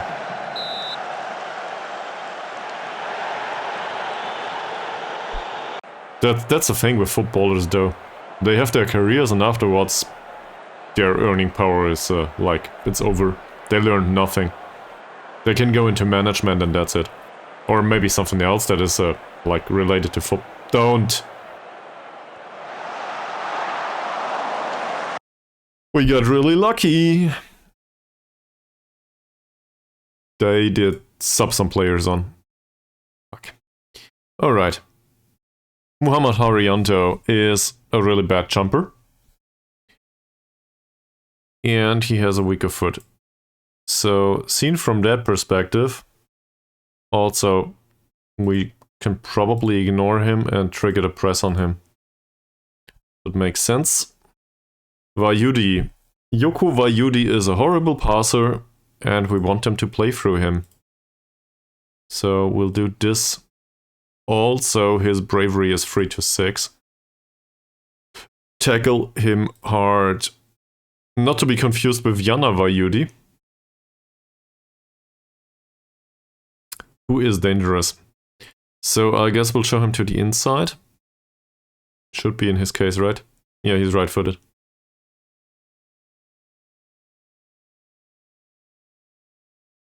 True, but that also means he invested a lot of his money in a single thing. So I guess the outcome is positive, but I would question the decision. Like, I don't know Mathieu Flamini. Like, sorry. But I'm barely aware of all of these people.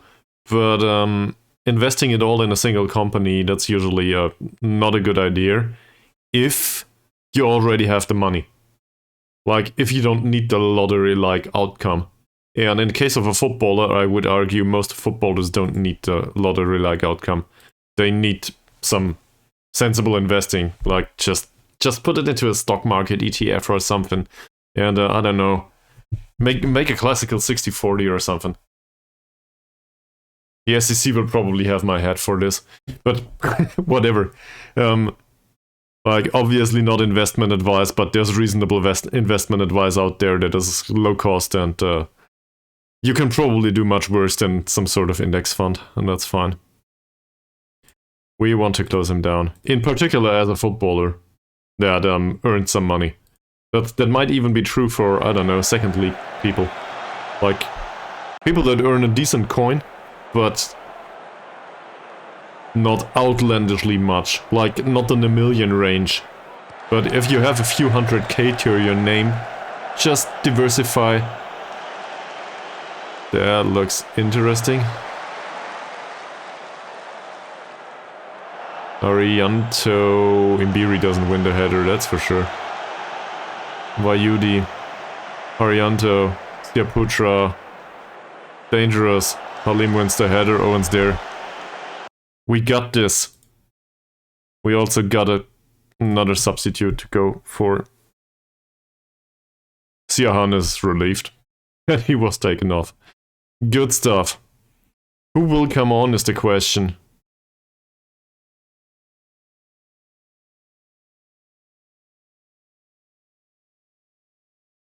Tabuni doesn't have a good game. Imbiri is barely noticeable, but I don't want to bring somebody as a replacement for Imbiri. No, I think we'll do it. We'll pull Jorge Cesar. We need him for the cup game in 3 days. Come on, Isha. This is the worst circumstance ever. It's a high-pressure game. He is a very inconsistent performer, and I don't know. Isha is... I guess it's an opportunity for him.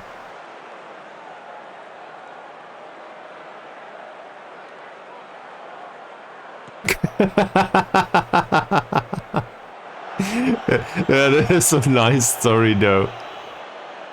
There's just, like, footballers are just people, aren't they?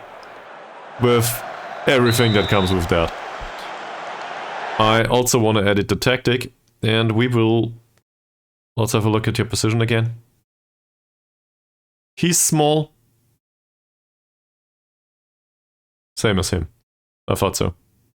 So...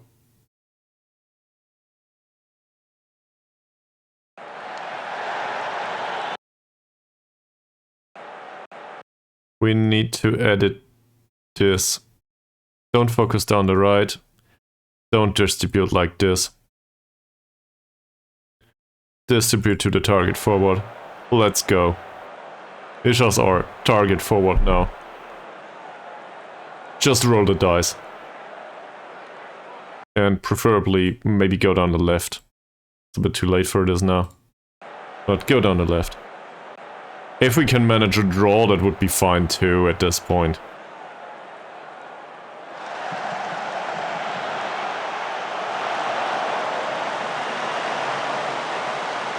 Tabuni, Hermavan, Arianto. What are you doing, Isha? There's acres of space there and you could have picked the ball. Arianto, this should be offside. It isn't. Porcini, it is. Go, guys. Go.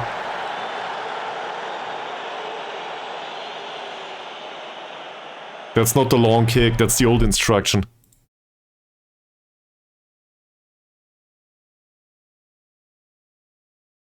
This is so stupid. Okay. Apparently he didn't remember. Or he didn't notice. Whatever. One, we are trying to go down the left because they are tired, as is Imbiri, who skips past Bahari, or whatever his name is. Shit, we could have won that one. We had the chances. Suprianto, Sanchaya, this is offside, is it? Yes, it is. One more shout for another minute. Nope. No shout.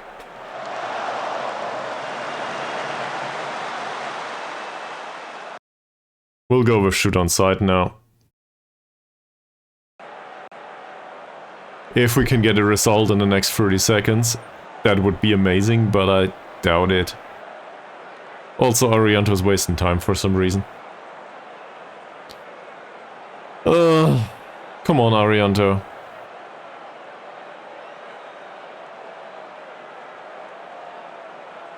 Well, he certainly thinks this is a win.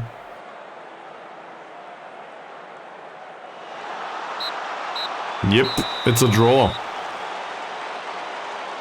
That's... I don't know what to say. Is this... What do you think of it, Bravo? Is this a good result? Given that we played our rivals away from home, better expected goals. Given that we went down really... It was kind of unlucky, wasn't it? So I guess we can be happy with that. I don't know.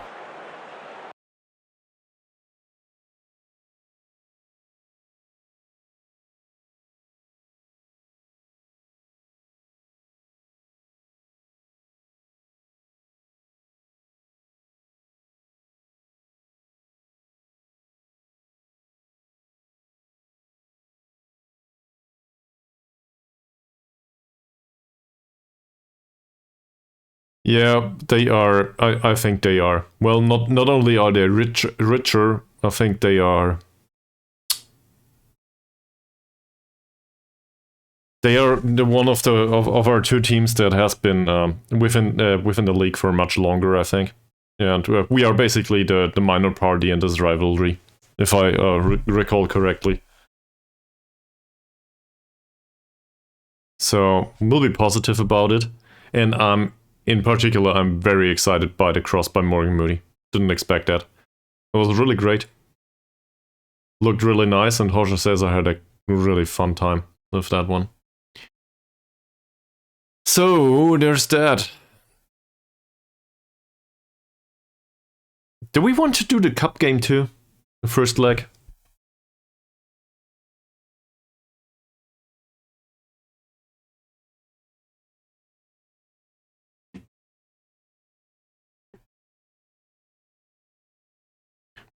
Is it realistic to expect it to continue? Well, I really don't care.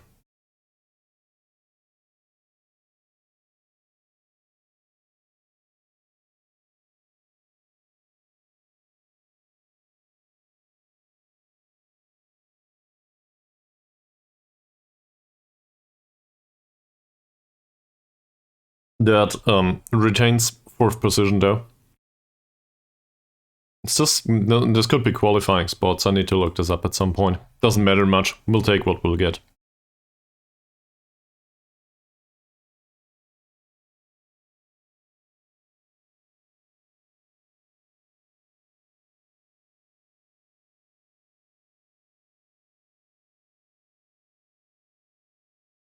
There's some slight rescheduling here.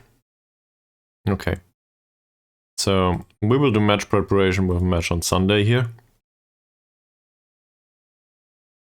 Same here. But there is an additional match in here. So, we won't take match tactics here. We'll do a review.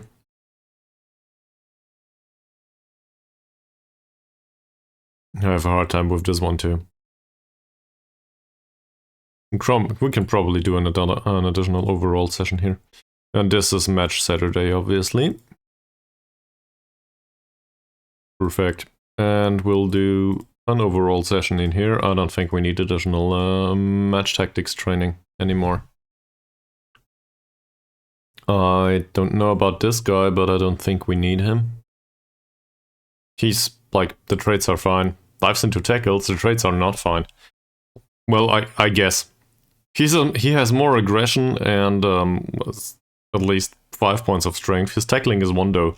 So this will result in a few yellow cards. There's 38 reports to read.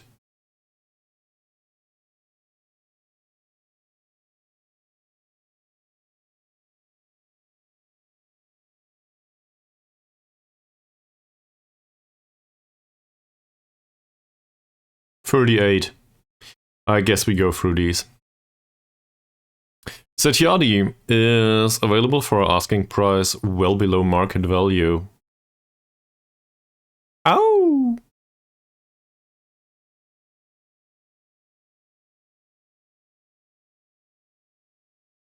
Isn't this the player that we wanted to sign and they wanted 30 or 40k for him? This that guy? And now they want to sell him for 4k.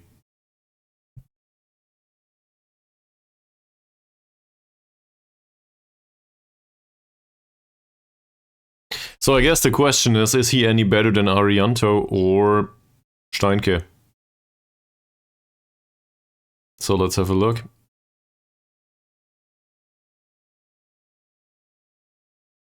He's 24 though.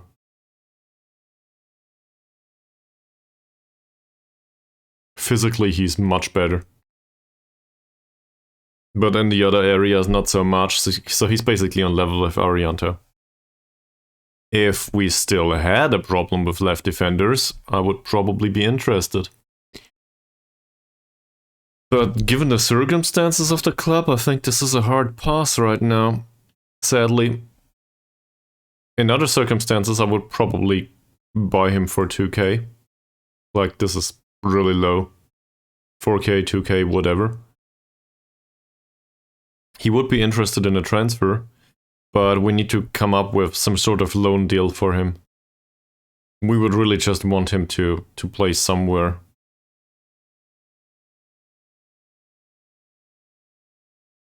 And he's 24. That's not worth the risk anymore, is it? Also, this. And a balanced personality and so on, so I'd rather not. I hate it. This guy... Oh, that's an end of contract signing. comparable situation, I would argue. This one's 22 though. Wage requirements seem reasonable. He's, well, okay, he's resilient, so I guess it makes sense that he enjoys big matches. I have my problems with the attributes overall. He runs down the left and knocks the ball past the opponent. That's all fine and so on and so forth. But I do not expect him to develop much.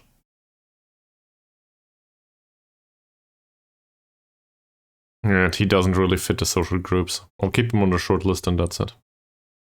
Malik, he's to be kept on the short list too. Not much better than what we have right now. No. Eco transfer value is really low. Yeah, that's due to him being susceptible to injuries, I guess, and very inconsistent. I don't really regret the time we had him, but I don't think so. Who are you? That looks like a reasonable goalkeeper. His reflexes are damn good. Anticipation's a bit low as well as the kicking. I don't care that much about the kicking. He is under contract with Persija though. And well, the transfer value is... Why do I look at this at all? Amata Fandi.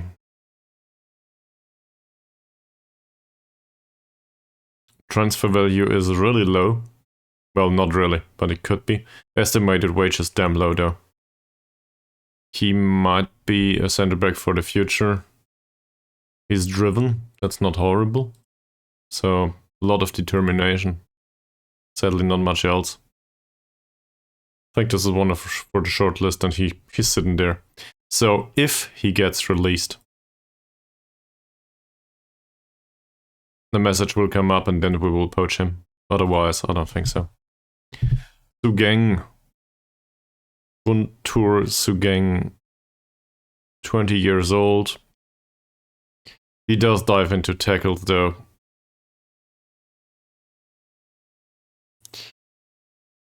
Yeah, as a central defender, I think this guy's fine, but, you know, I hate this, not on a central defender. And he's damn expensive right now, so thank you very much for bringing this up. It's probably similar with Vibovo. Also, he's susceptible to injury. I think there's other options here. Let's remove him from the shortlist. End of contract signing named Jardel. That's...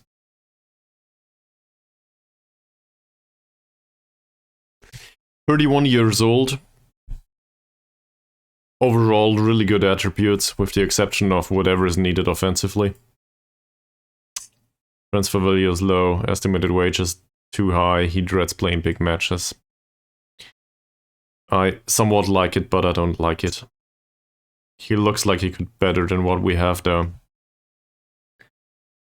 Aris Muhammad. He's unambitious, fairly inconsistent, and doesn't enjoy big matches. How the hell do we come up with players like this? Okay, I see.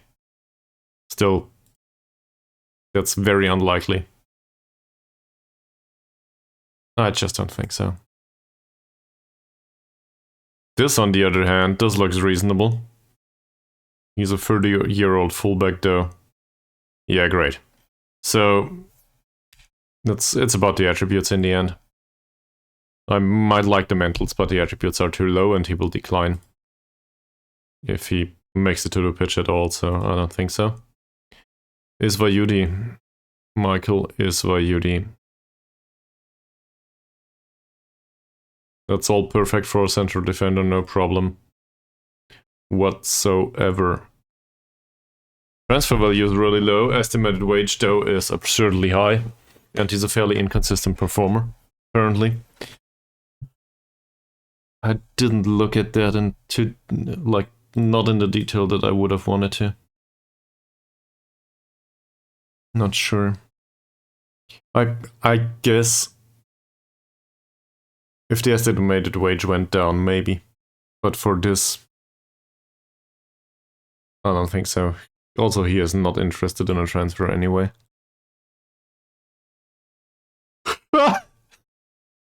Look at the amount of money involved here. A fairly ambitious left-footed guy that, yeah. What the actual fuck? They are not prepared to sell him mid-season. I wouldn't be prepared to sell him at all. He is good and they pay him 475 per week. This is an absolute steal for them. Priyatna. Fairly pro, fairly inconsistent, apparently doesn't fit our squad. Too expensive. Yeah, well, I think I would sign him if not for other opportunities with us. Well, we have other players. I need to do a break. I'll be in the bathroom for a second. BRB.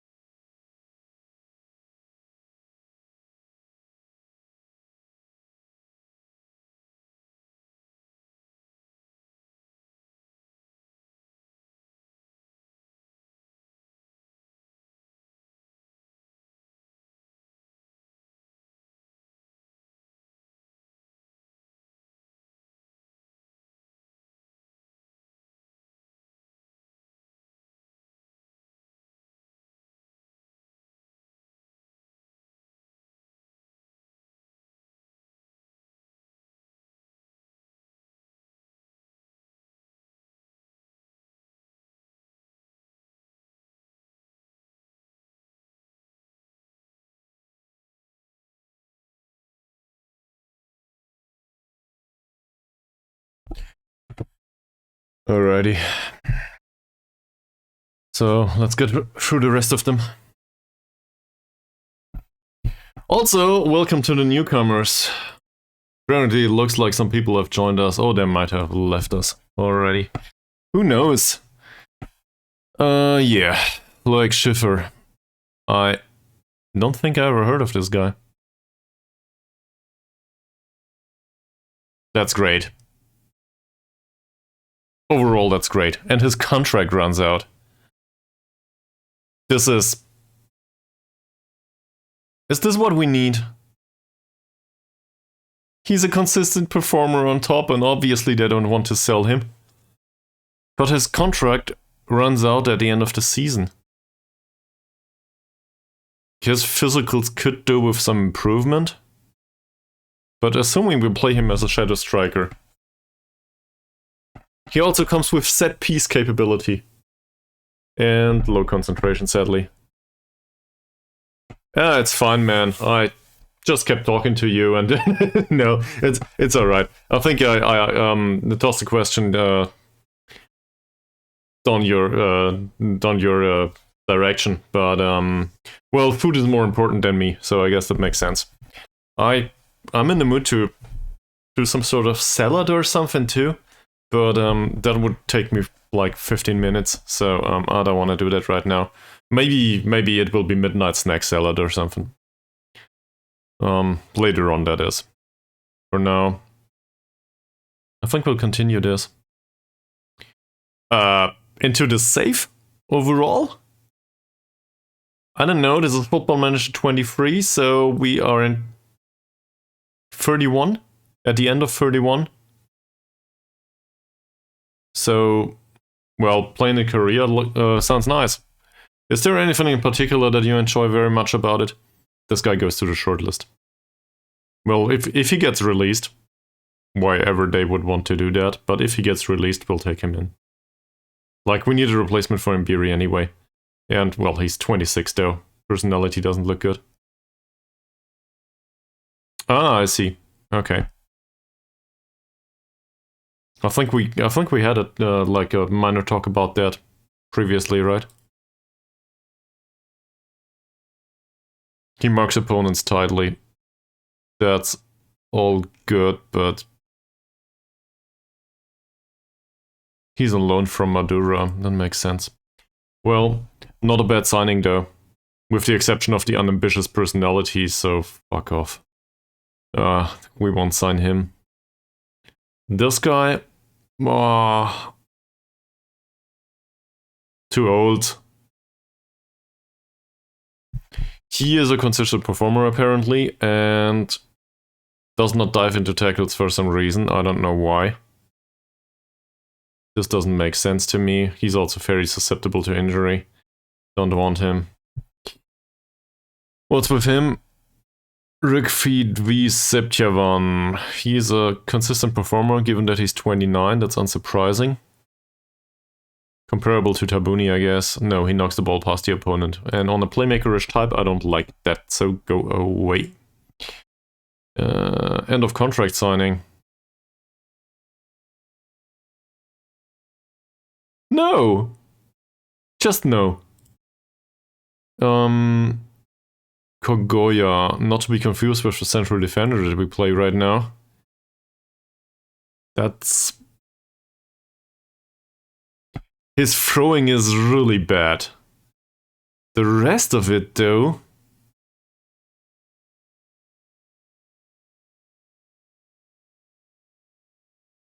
Okay, he has 15 points of eccentricity. I do not like that at all. But, like, he's the stylish choice, Kogoya. He's the stylish choice. He probably runs out of the penalty area with the ball at his foot. And then, well, I don't know what he will do. Because first touch is bad, passing is okay, that's acceptable. I don't know.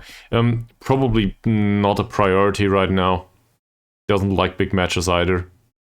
He's 25 and doesn't have a great personality. I think I'll take a pass.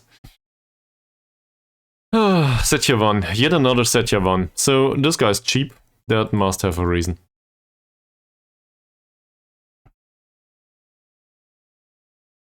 I don't know. I've seen worse, I guess. Yeah, disregard that. Off the ball movement 1 is not something I will do. There's limits to my capability to endure pain. Per month, yeah, too expensive, I think. Also inconsistent and not a good personality. I don't know. Is he anchor? What the hell? We need a ball-winning midfielder. Wouldn't be that bad. So that's fine. But that's not. So I think we'll shortlist him and acknowledge and move on. This, I like this. I do not like this. And I don't think we need a shitty goalkeeper, so go away. Cool. I don't think we need a goalkeeper. Did I mention that? Low level of determination. There's worse personalities in the game. That's alright. He's 23 though. And, well, he won't develop much, will he? Also, the estimated wage is really high. So I don't think I want him.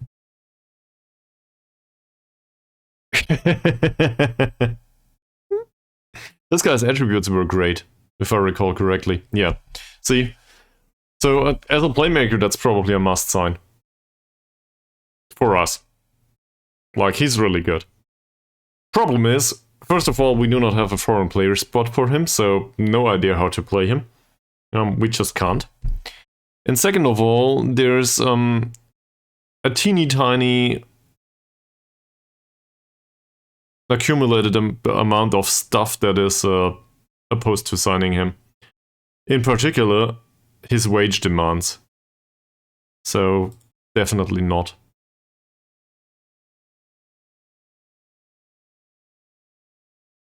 With him, though, I hate the personality so much, sadly. Otherwise, I would maybe even fire Moody at some point and sign Cristiano for yet another Brazilian in the squad. But no, I don't think we'll take him in. That's all the same players again. We went through these for, like, I had a look at him.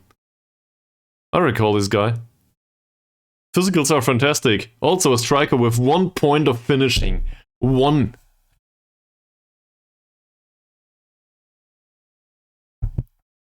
I still think that's probably a reasonable signing. Despite it. As, I don't know, he has good passing. So I guess as an advanced playmaker or something. Does shoot with power, so given that it will not hit the back of the net anyway, at least he hurts the fans. Effendi. I like the crossing. And I do like... It's just the off-the-ball movement and the first touch that are a bit off. For a 23-year-old, that is okay. Physicals are a bit low. Don't like that much. His contract runs out, so in case we need to make a deal, maybe, but these two are not a thing, so we'll shortlist him and see what happens. We should have a look at this guy. Yeah, thank you very much, not interested. End of contract signing, Chandra Putra.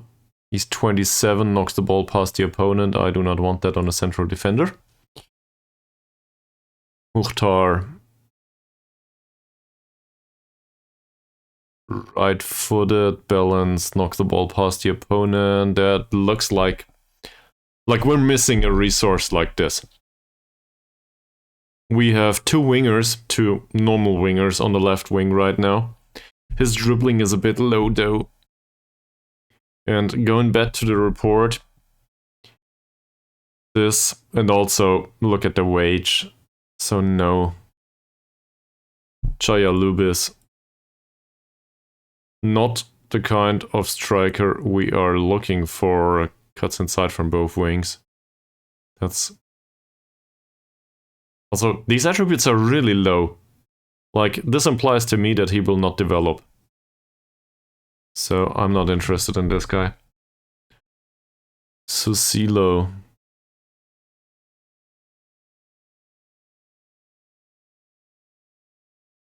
This is the worst. He has all the traits.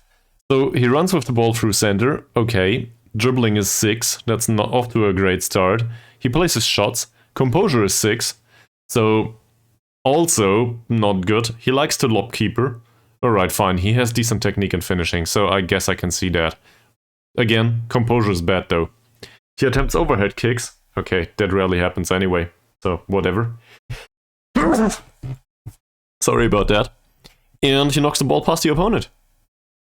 Which is somewhat fine. Given his dribbling, I guess that's a better approach. He also tries first-time shots, with 7 points of first touch.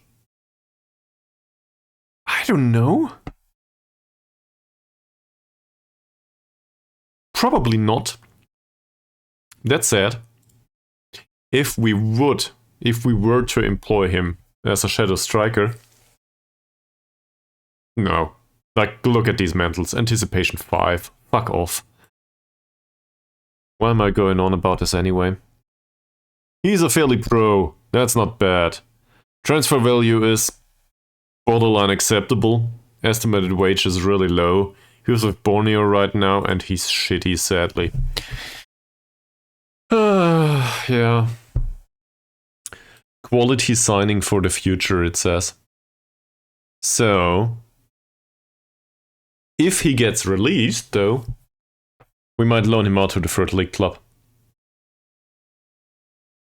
To ours. So, we'll put him to the shortlist. I know I have weird decision making, but I see this as an investment. And this guy, well, his passing's fine. Positioning 4, teamwork 4. So I can live with teamwork 4 in some cases, not in the case of a playmaker though, and also he gets forward whenever possible. What kind of player is this? Yeah, that's a little bit better, but 4 points of finishing on a Shadow Striker. It has Striker in the name, you know. Alright, I got through all of this. Whew, let's move on.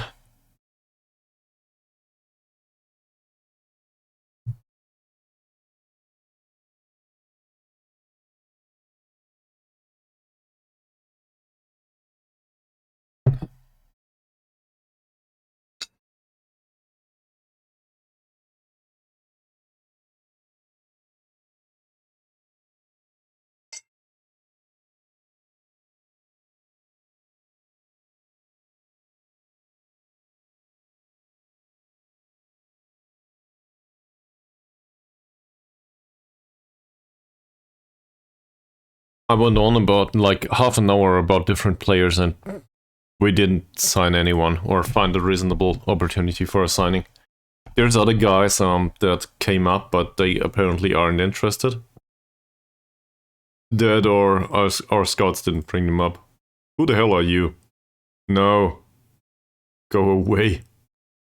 Definitely not. We will not sign an unambitious player. We have enough unambitious players in our squad. We can probably find other players that are really interested in signing for us. Like this guy. Or not.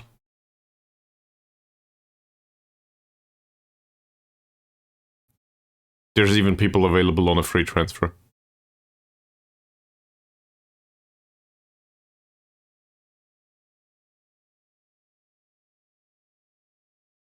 Wow. This is available on a free transfer. An Indonesian. I'm starting to get into it, Chernolet. That's really a problem, I think. Here's... Oh. This is where this is coming from. Alright, I see. No, let's offer him a trial, actually.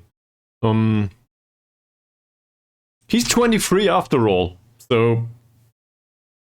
He might be injured long-term with us. But... there's the reasonable assumption that he might just do what Imbiri does. At some point. Well, maybe. He has better long shots, though. I'm not sure. This is better for him, isn't it?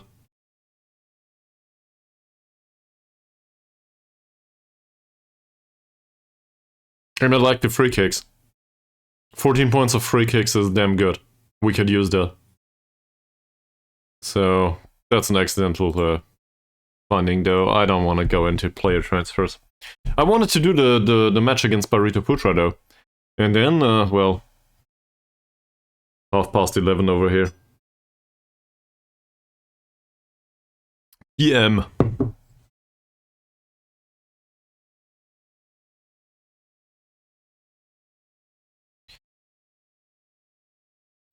Well, apparently Isha improves for some reason. Squad's general character had a positive effect lately. Okay. Okay. That will probably... It's probably about the determination, though, isn't it? Still fairly inconsistent and hates big matches. So we'll play him in the cup game, obviously. Because this is where he will perform the worst. I don't know yet. We gotta come up with something. Half of our squad is tired too.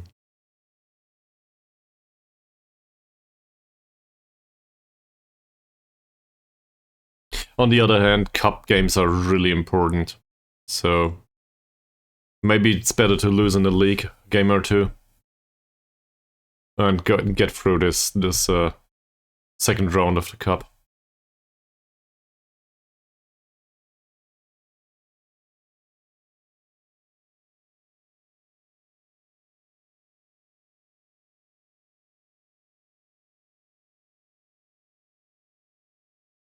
Alright. Iqbal Saragi.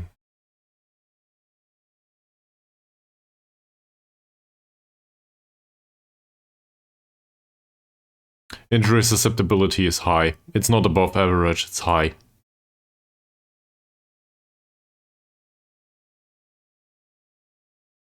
I guess this depends on the money.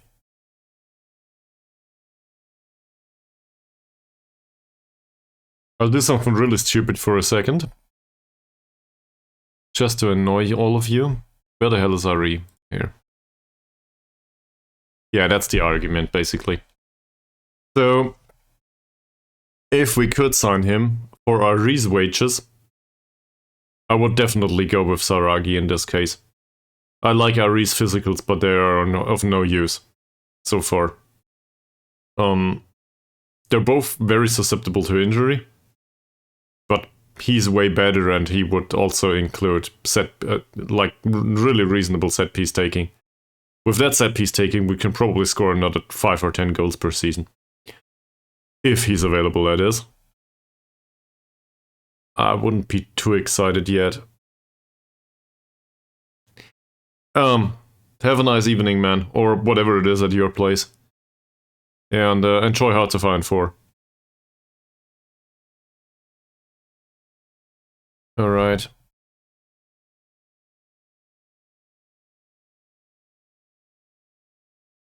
Also, I hope you enjoyed your food. Let us know in the Discord what it was. We take pictures. I don't know, what do you think? Do we need to make a signing here? For various amounts of need, obviously. If we compare this to Mbiri, pains me to say this, but Mbiri is the better finisher. Yeah. Not by much, though.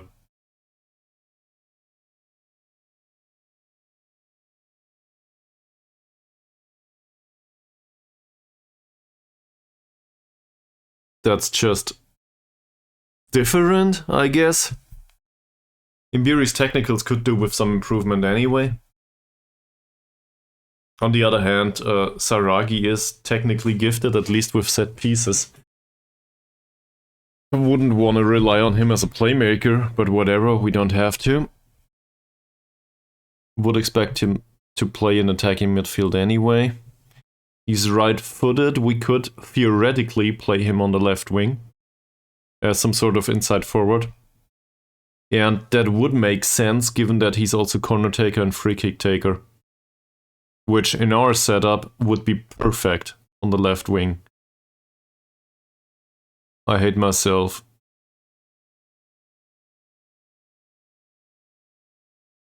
Yes, please! This is exactly what I'm looking for. You've been out of contract so much. Now you only need to come up with a wage that is not this.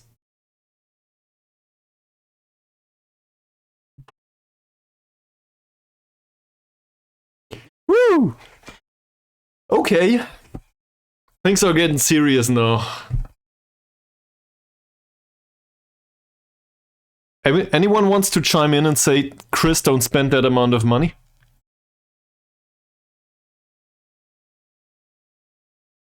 Last chance. No, we'll do this. I will sign a player that is prone to injury. Why not? And we will pay him 300 euros. He doesn't even have an agent. 1 year contract? Why not?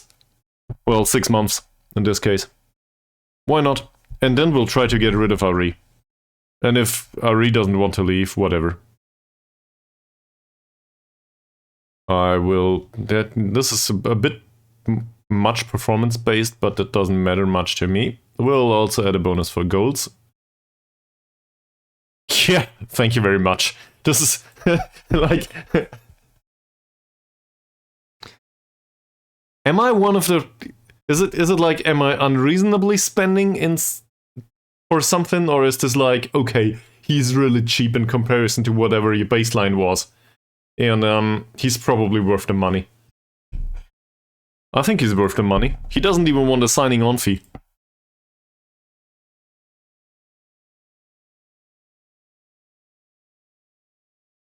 I would also probably go with a 2-year contract in his case. No, you know what we'll do? We'll do an optional extension. Maybe he can accept it. Or not.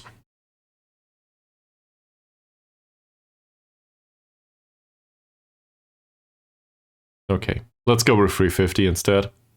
And I think we'll actually go with this. That's fine. It's not like this is a long-term contract anyway.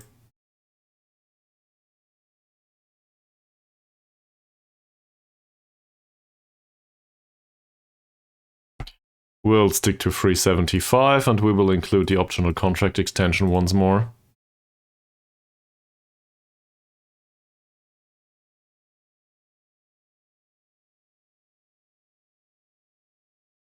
Do I force him into this? We'll include the optional extension and he'll get 400.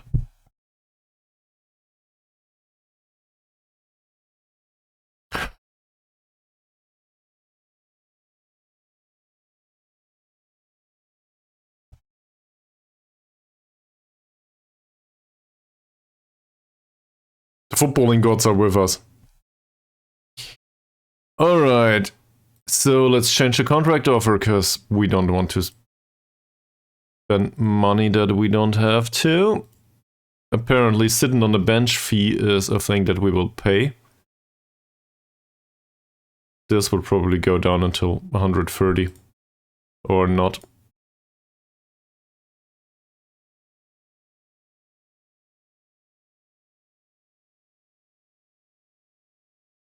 He does insist on a goal bonus. Sadly. He will definitely insist on the appearance fee. Yep, that's it. So now we have a fairly inconsistent performer that doesn't enjoy big matches and blah blah blah. But he gets forward whenever possible, tries killer balls often, knocks the ball past the opponent, tries long range free kicks, and tries first time shots. All of this is fine for him. In a way. This is all okay-ish. And he can be slapped into the mentoring group with Morgan Moody or something. So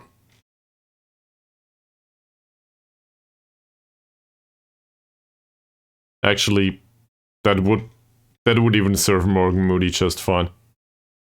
All of these traits. Well, not all of them, but he would probably not learn all of them, so whatever. Let's go.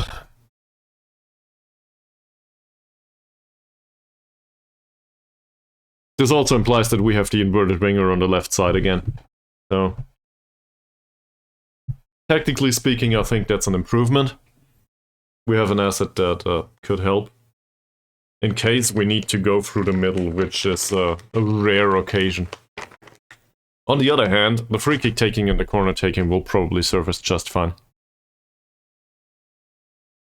Kogoya.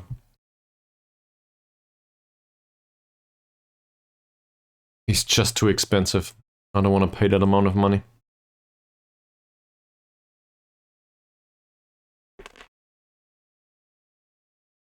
He was with Bali. Alright. Barito Putra in the Indonesian Cup. Close contest between two evenly matched teams. First question. Yes, they can jump. This is bad. He can't jump for shit though. Fantastic.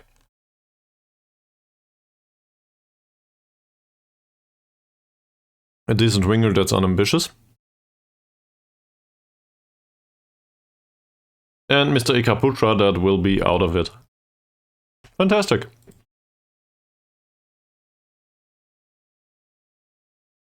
Overall, this looks good.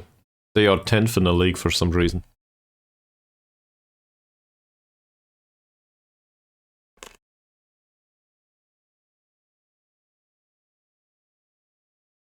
Is Charanellit still around? Seems like it. Dear Mr. Sir Charanellit, you missed the fact that we labored to a draw against Persija Jakarta. I'm kind of proud of it, even though we deserved to win. I'm not so proud about the way we conceded, given that they barely had an opportunity to score at all. But if we continue like this, for another 10 seasons, we will probably finally get the upper hand. Yeah, that's good.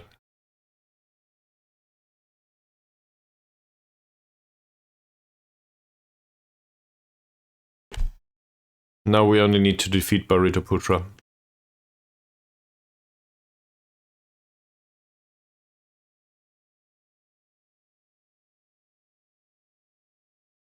Also, you baited me into spending money, so I blame it on Bravo, in case the guy injures himself or something. It's never my fault. Let me guess. His attributes went down. No, they actually went up. Fantastic. Now, if only...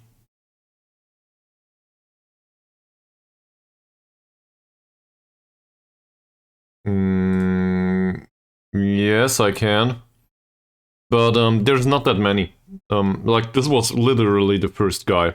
And we're not sure yet if he wants to come. Thanks. I can... This is a fantastic menu already. Great. I'll post him in. Not sure if he... well, about the role yet that we will play him in. I will well, I guess I am sure. I will highlight this as Shadow Striker here. But... give me a second. Where's the Discord? There's the Discord. Oh, by the way, Bravo, thanks for the article. And the general chat now contains a screenshot of the guy. So, I think I intend to play him on the left wing and in attacking midfield, depending on what's going on. So, seen from that perspective, he covers 2 positions and, well, you know, the stuff with the free kick taking. So, that's really important to me. Also, one screaming woman coming up or whatever it is today, feel free to inform me afterwards.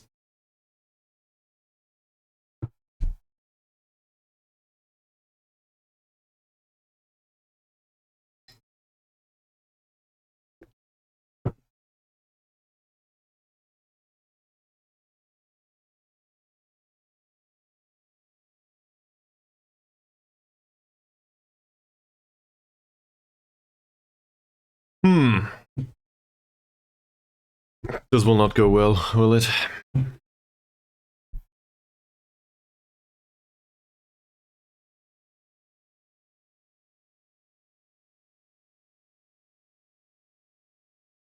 So we had 2 messages, nothing important.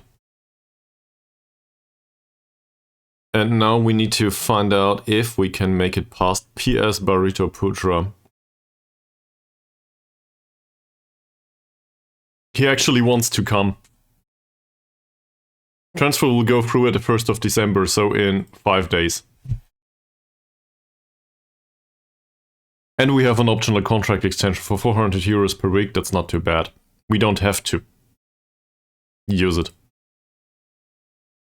I'm really confused now.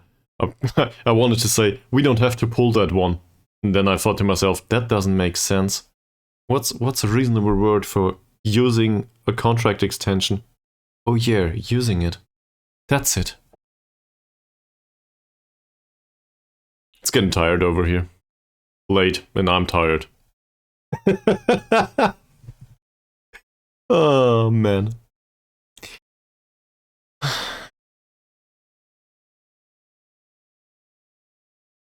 Indonesian Cup 2nd round.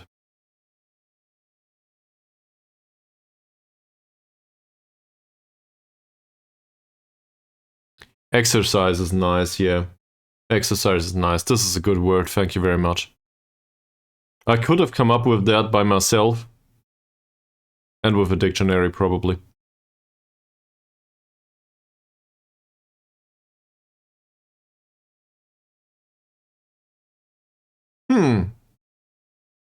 Where did he come from? Oh, he's a former Arima player. Well...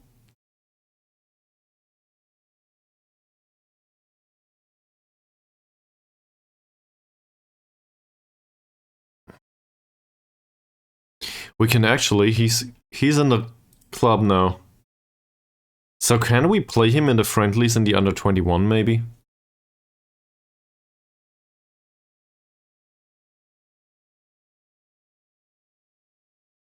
Like 45 minutes per match or something? It says decent League 1 player. Well, it might be a slight understatement, who knows. And the wage requirement was 1.5k, man. Okay, it's here.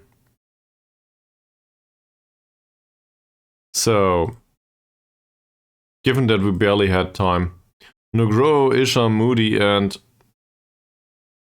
oh yeah. Saragi. Who knows? Are at increased risk of injury. Moody did... I just... oh, I forgot about that. This is specifically for Cherry. We will watch the goals again. Just so I can really enjoy that one cross by Moody for a second. It's just 2 scenes anyway. And the way we conceded will still hurt in minute 13 there. But whatever. This is what happened. We defended it well. Everything seemed to be fine. And then we conceded with a long shot. That was horrible. That said, this cross at the start of the second half, that comes up right now. Smooth as fuck. I love it. So that confirms why we didn't play Zico, which means, and this is why I went on about this at all, which means that we can play Zico now, given that Moody is a little bit tired. See? Not that hard. We'll keep him on the bench though, won't we? Their setup also says play down the wing. Nah. Still, like, how are they? Fast and a good tackler, not that good offensively. Same. Both of them knocked the ball past the opponent, so whatever. We'll probably have a chance to skip past them. So, Perdiancia didn't do well last time out, did he? On the other hand, there's 6.9 rating. Whatever. That's fine, that's not a reason to sub him off. Did Hermavan provide anything? Other than his 6.6 rating once he came on? Not really. Is there anyone in the squad that didn't play well last time? Saputro, 6.3. You can get an official warning. Most definitely you can. Also, you didn't create any chances. We will warn you about this. This is not good. There you go. Thank you very much. Simon Owen conceded last time out. That's not okay. Given the amount of expected goals, I think that's not fine.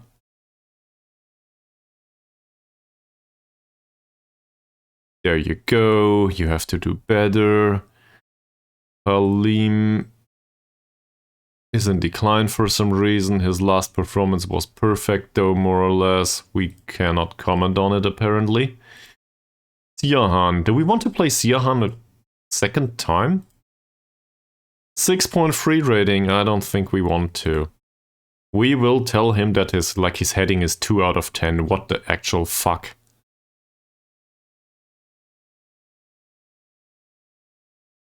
Yeah, you could not. You will. Harianto will play for Siahan. How's Harianto doing, though? Yeah. Yeah. That's alright-ish, I guess. Training rating isn't great. We'll see. Also, Harianto, this is a cup game. He's fairly consistent and he enjoys big matches, so I guess he got that going for him, which is nice. Arianto, on the other hand, profits from playing apparently. Or at least that's what I hope he does. Tackling was fine, so we'll go with that. Perfect. He was in perfect morale anyway. I'm not sure why I did this. I guess the question is, do we want to rotate? Well, like, we don't need to. Did you train well? Well, somewhat. We didn't play him for a while. I think Steinke could make an appearance here. He's the way better player, usually. Or he should be. What's this? Puzzle product, cross less often. That's all fine, yes. Alright, so I guess that makes some sense. So Kipto. I think we'll play the youngster. The other one. In the league match. So Kipto 6.4 though last time out. Says we should probably not play him here. Does the other one relish big matches, by the way? Unsure.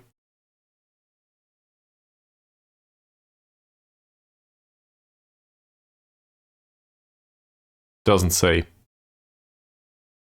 I think we'll keep it as it is.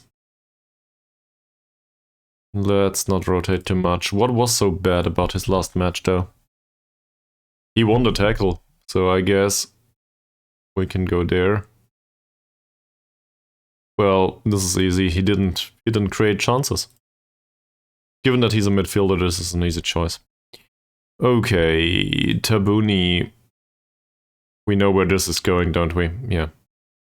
No chances created. Apparently I can't do that right now. Is there something that we liked about his last match? 95 out of 110. His one shot was on target. Straight into the hands of the keeper. I still suffer within from remembering that one. Zico.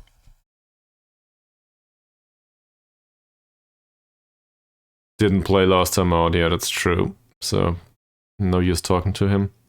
Imbiri's performance was shitty. Imbiri grew taller though, so that's good. 6.6 rating. 2 tackles, 1. I think we'll go with the 1 tackles. Right, that's fine. Yeah. There you go. Please, Imbiri, just bring it onto the pitch. Shouldn't be that hard. Hermavan played. Can we comment on this? 6.6 rating, no chances created. We will criticize just that. Perfect. What else? Isha came onto the pitch, I think, and he had like 6 minutes, so forget about that. Abdullah didn't play, if I recall correctly. No, he didn't. Is there anyone in this team that trains so well that he needs to play? Iskander, apparently. Of all the people, I will not play Iskander. Nugroho.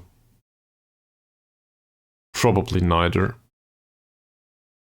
That said, these guys have they have their time coming up. Also Ramadan. We will probably play them in this match. In the league match. The league match will be rotated heavily. Alright. Let's go to the match. I'm sure everybody's really excited for our position instructions. So let's do those. Dribbling's too high. No good tackling him hard. Finishing is rather good. Composure is damn good. Bravery is low. Strength is low. Runs with ball through center and plays short, simple passes. So we'll force him into playing something else, I guess. Off the ball movement is damn good though. No use marking him tightly. This guy seems to be a little tired. Sadly, that doesn't really result in anything. Iravan, attacking midfielder on the right. Plays on the left though. And, well, his passing's shit. So we will show him onto the weaker foot. That's for sure. His crossing and dribbling are okay-ish. No specific instructions needed there. Composure is bad, so we close him down. And force him into playing a bad pass.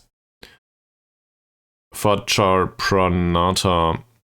He is considered to be a striker. That makes some sense. They play him as a winger, though.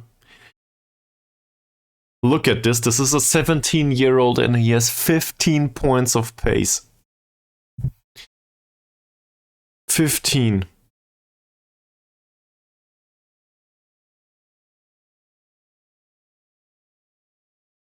No. Zico on the right. We can still switch. But why would we? Zico's last performance was... Where is it? He had the 8.1 rating here. We rested him for a match and now he can play. Or would you argue that Setyavan is probably the better choice due to tactical constraints? This might be a reasonable argument. The problem I have with him is this is a cup match. So where is it? He dreads playing big matches. And a cup match is a big match for him, isn't it? So I'd rather play him in the league. Like this. He's fairly inconsistent too. I'd regret signing him already, looking at this. But we'll give him time on the pitch, in the league, where it doesn't matter. Cup game, I want the money. So we'll continue with this. Zico it is. Alright. So I'm happy that we can agree on that. Or whatever. But I'm also happy to go into this. You know me at this point. Good, he's right-footed. So, given that he's right-footed and his crossing is shit, showing him to the inside though is dangerous. On the other hand, his passing is 5 and his vision is 3. And his decision-making is really bad. So let's show him to the weaker foot and close him down, as everyone. This is a reasonable midfielder, sadly. That's the wrong one. That's the one. Gets forward whenever possible. Shoots from distance with 12 points of long shots, so thank you very much for that. Knocks the ball past the opponent with 3 points of dribbling. Yeah, that's good. So, if he doesn't take the long shot, he takes the pass, which he's also good at. Also, he plays 1-2s. This is horrible. Like, I hate this. Because he will pass the ball and he's good enough to pass it in a reasonable manner. Somebody will lay it off for him and he will just knock it in from distance. Doesn't matter to him. The trades are perfectly fine. We'll probably concede the long shot here. So, what can we do? Marking him tightly? 12 points off the ball movement. He has really bad dribbling though and bravery. Also, susceptibility to injury is a bit higher than a normal, so we'll go with this. Close him down and foul him off the pitch. Mr. Hardy. Off the ball movement's decent, bravery is low, strength is okay, dribbling is okay. We need to mark him tightly, but we will have a hard time doing that. He gets forward whenever possible, so we show him to the weaker foot, given that he has a weaker left foot. His right foot is the strong one. Otherwise, I have a hard time coming up with ideas. I guess we mark him tightly too. Unshori. Oh, I forgot, yeah. I hate these. So, he has low bravery and dribbling. That's a plus. Also, he's probably the best one to give assists. Yeah. I'd rather... No, we'll mark him tightly instead. I don't know who will do that, but we'll try to mark him tightly. Probably press him too. And then, so everybody gets pressed now. This was really bad. These guys, on the other hand, like, we can probably rely on not marking him too tightly. That's probably something that we can do. He also knocks the ball past the opponent, so maybe we can run it off him from time to time. This guy can have the ball too. Harris. I'd rather not. And Chardell. He has reasonable passing, sadly. That said, maybe we can show him to the left foot. Is there anything about the keeper? Yeah, he's got good aerial reach. Okay. Let's have a look at these again. Bad jumper. Good jumper. Alright. We'll just go forward.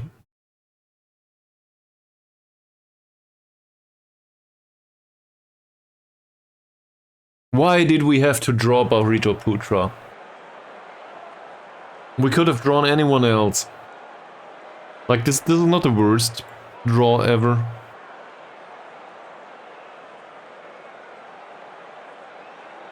It is still a first league team.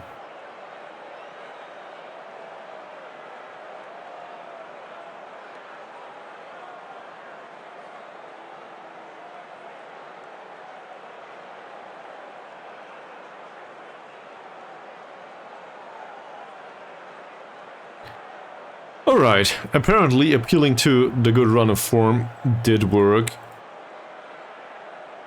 This is the home advantage. Though we want to... This is a big occasion. So, I'm kind of torn. I think I'll go with this. I wanted to go with I expect a lot, but whatever, raising expectations. But on the other hand, once there's too much pressure in the squad, it goes down. The performance. Can you explain the thinking behind making so many changes? We made many changes?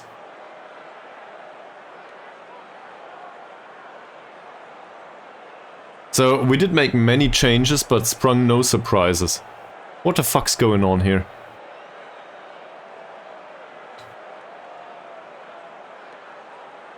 He'll be fine.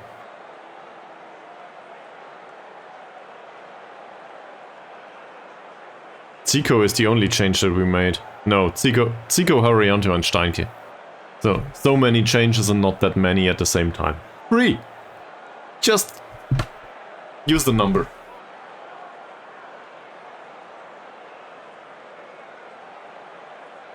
The good part about Football Manager is that it is really realistic. The press guys are absurdly weird. It's just the way it is in real life. Hopefully nobody of you is a journalist. Otherwise, I'm sorry. I'm sure there's a good bunch too.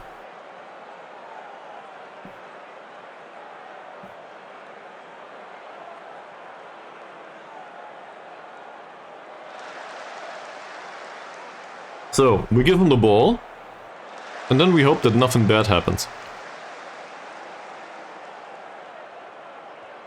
Given that I'm sure he has very superior passing though, this is just hoping at this point. Yeah. Alright. One scene, I don't even want to see the end of it. We specifically said to mark him tightly and trigger the press on him. Sir, would you be so kind to mark, where is he? Anshori. Thank you very much, Jorge Cesar.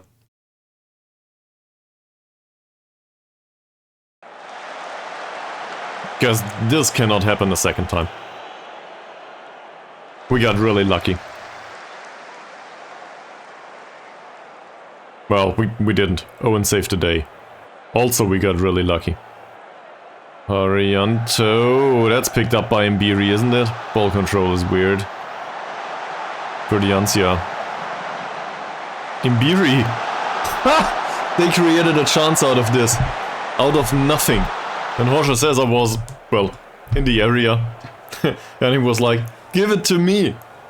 And they said, well, no, we will do some short passing and throw it above the goal.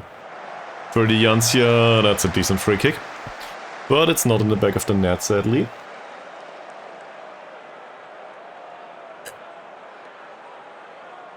Yunus. Long kick. Well intercepted. Halim. Jorge Cesar. Zico. That was weird. Halim again. Jorge Cesar. And that's not good. Rudianto's long ball should be easy to intercept, and it is. Jorge Cesar. Sukipto. Zico. Nice pass. Imbiri. Imbiri.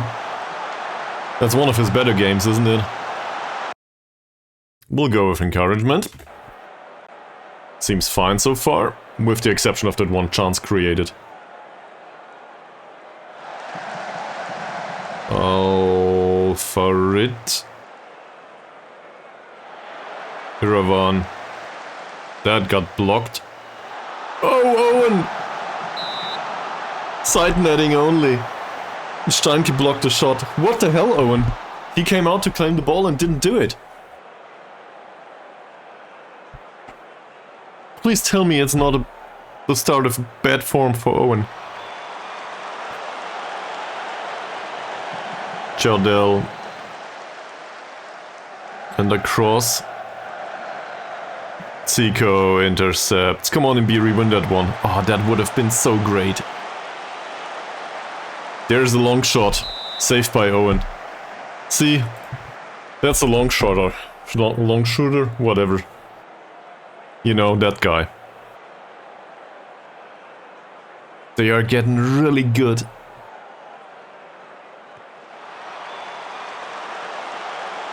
Well defended. Now we can take the ball and keep it for a while.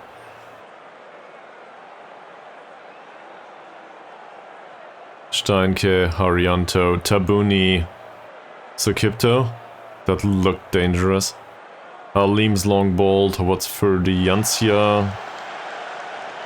Doesn't win that duel. This should be easy. Well done by Jorge Cesar against 2 or 3 people. Harianto. Yet another long ball. Splitting pass by Harianto. Ferdiancia, Jorge Cesar. It's too high. Hey, yet another member for the fan club. Are you quite sure it's not a self-help group? Thanks for following and welcome to the self-help group.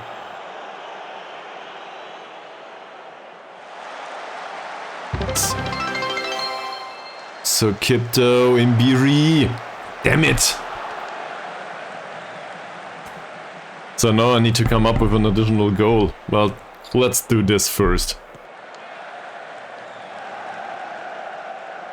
That wasn't well defended by Halim. At all. Halim, Sukipto. Interesting.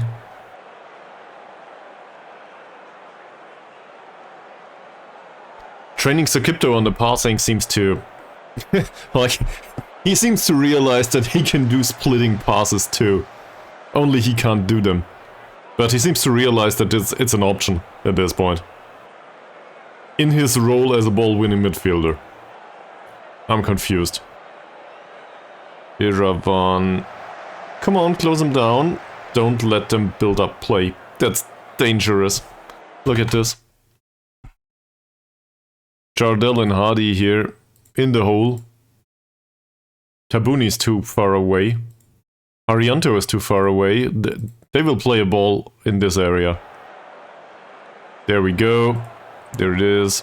Jardel. Fucking hell.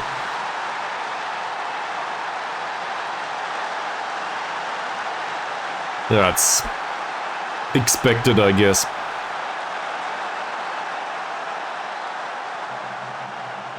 It was Tabuni's fault in a way. But also Harianto was out of position, I guess. And then Halim doesn't defend this. No, not sure what to do there.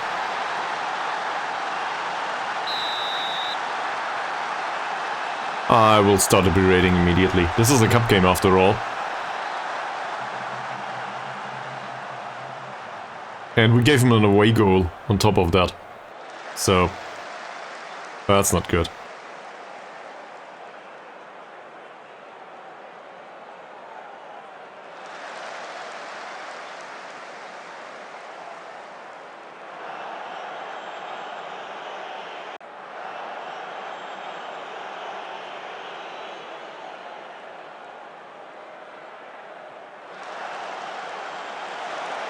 Tabuni's tackle looked fine at first glance. Harris is on a yellow card. Can't do much about it. Oh no!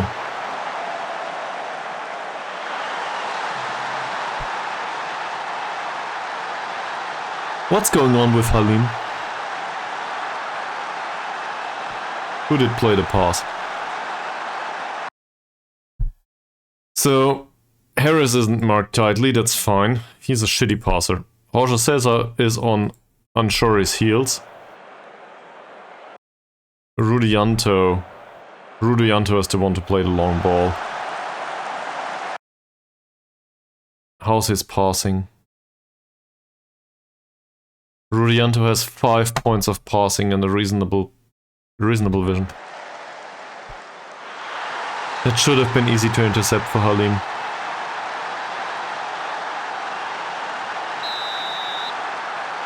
I'm kinda torn. On one hand, we really need a goal. Like, this is a 2-leg cup match. So, we still have the second leg. I don't want to concede 3 or 4 times at home. This is hard enough as it is.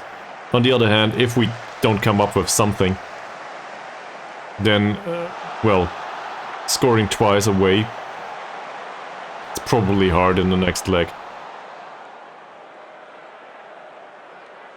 Tabuni, Orianto.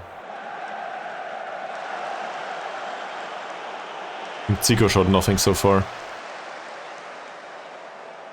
Saputro, Zico, Sukipto, Saputro again. There's the cross. Chardell intercepts.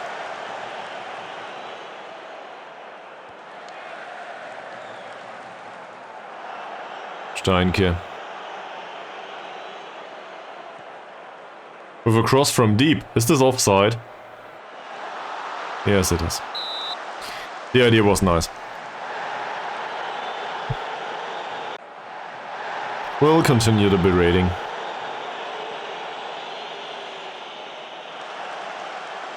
Zico, Saputro. Give it back to Zico. Yeah, that's okay. Nice ball. Oh, Imbiri. Just let it drop to the ground.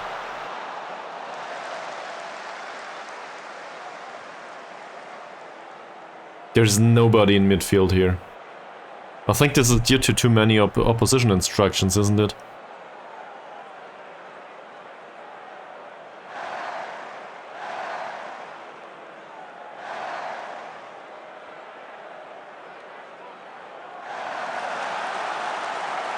And I have no idea what's going on with Halim. Did you see that again?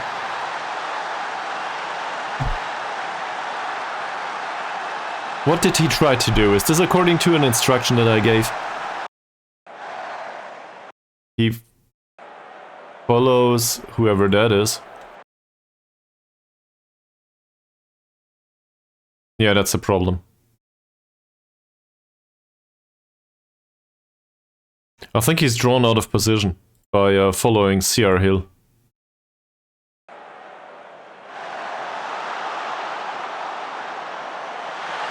So it's my fault?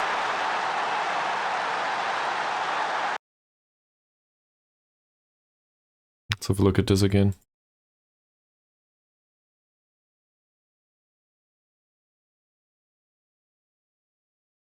And we do trigger the press because this guy has really decent long shots. Now obviously we can put Sukipto on his heels instead.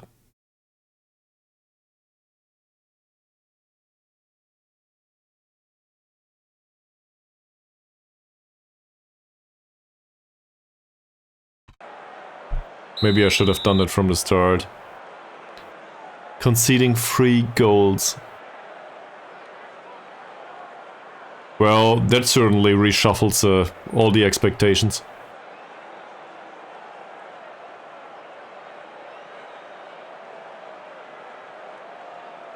So all of a sudden, I guess the league is very important? So Kipto... that's a bad pass.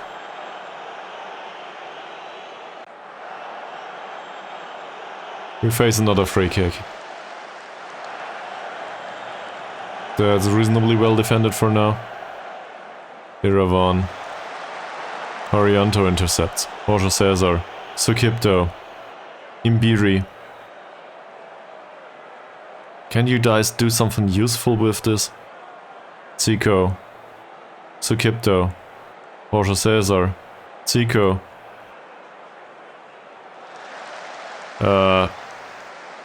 Like the players on the pitch or the club in Indonesia.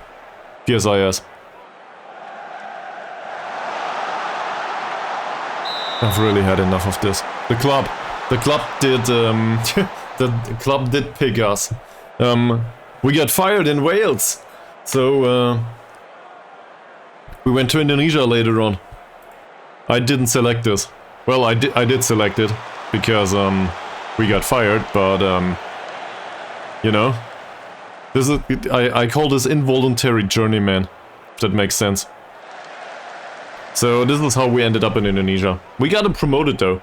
To be fair, the former manager did most of the work for that. So we got promoted, and then now we're in the first league, and as you can see, we're going down without a trace in the cup, which is unlike us. Gotta be honest there. This is not a regular performance for us. This is the worst that can happen. I don't know where this is coming from.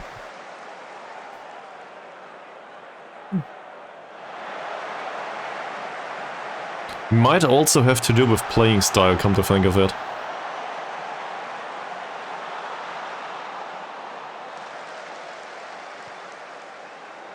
What's... No. I think I'm borderline aware of what other streamers do at best. Like, I'm aware of some of the names, but that's about it. And, to be frank, I don't even watch other streamers on Twitch. Just because, you know, I have a job. And this is not my job. Also, Mbiri's job is not heading the ball towards goal, obviously. But... So, when? It's not like I had the time. So, seen from that perspective, I'm really bad at doing market research or something, if you want to put it that way. That looks like a decent counter-attacking situation, and there goes Zico.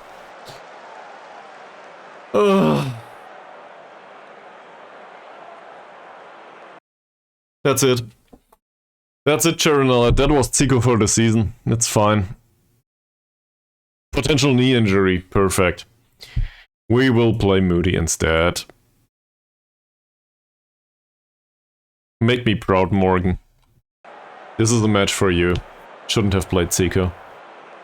Well, it's too late now.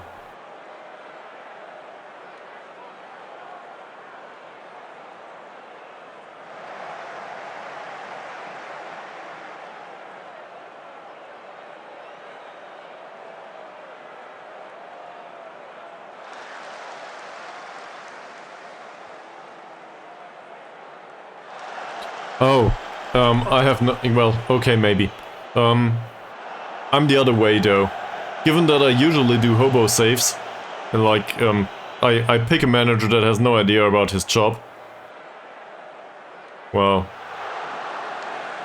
I usually pick a, like, create a, Yeah, but on the other hand, isn't like the lower league save stuff also something that has been done to death? In particular in England, I guess. At least that's the feedback that I got. Like, going all the way from the bottom to the pyramid. Okay.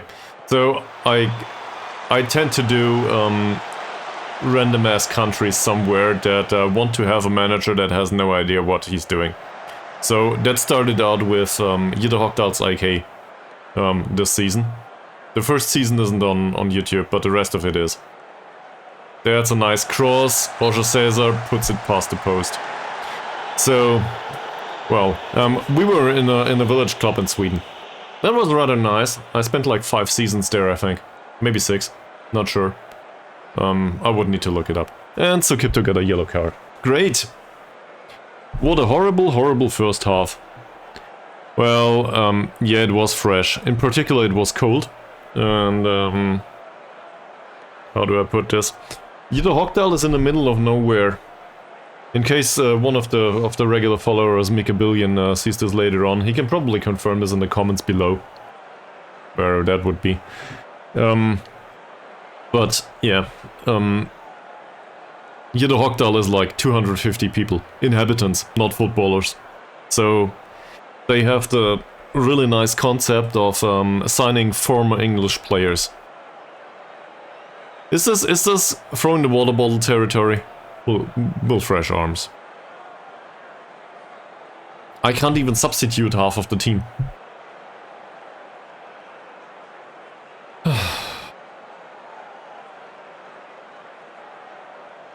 I'm not sure what I did wrong tactically. Maybe I shouldn't have let them in the, like, within the penalty area, but most of these goals were conceded with counterattacks. Maybe I pressed too much. Maybe all of the opposition instructions with all of the pressing are too much.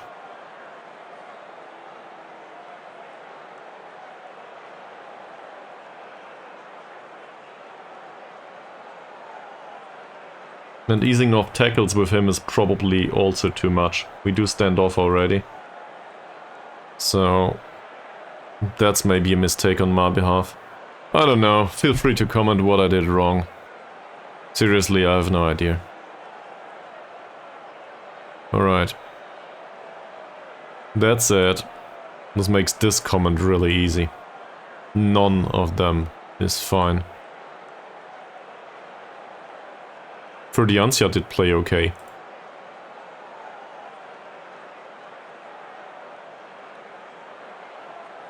Get it together on everyone and we will...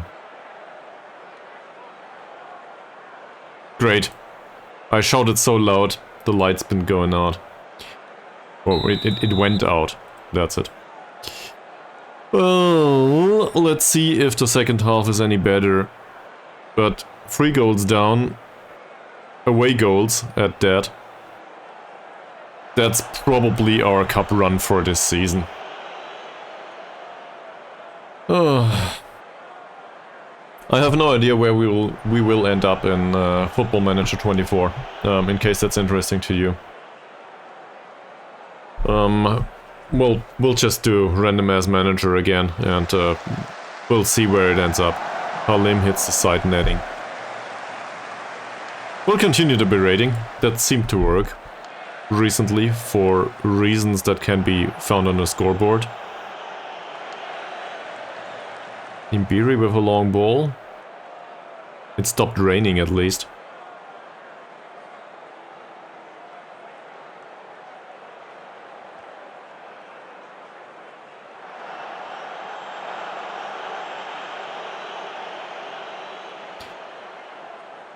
I don't know, it seems like the entire team has a hard time. Look at this.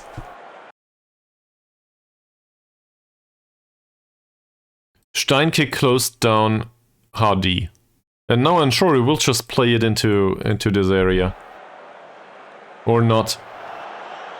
But there would have been an opportunity for this. This is tactically so wrong. I did something really horrible. And I don't know what it is.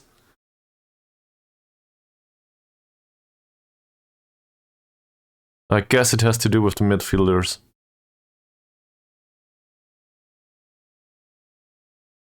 Yeah, that's basically what I do too. I will probably take the rest of the week to, well, until Football Manager 24 is officially released. And then I will probably buy it at some point. And I will do just that. So, in case you're around at that point, you might as well influence the decision. It might go all the way though. Like, it's been a while since I played in England, for example. It's not like I intend to play in England, but whatever. I wouldn't make it all the way up to the top of the pyramid anyway. So, usually I pick a club and then I will get fired at some point. He's tired. All of these have really great attributes though. They are dangerous. Now, given that he's tired, We might try not to close him down, but to mark him tightly instead. Same with this guy.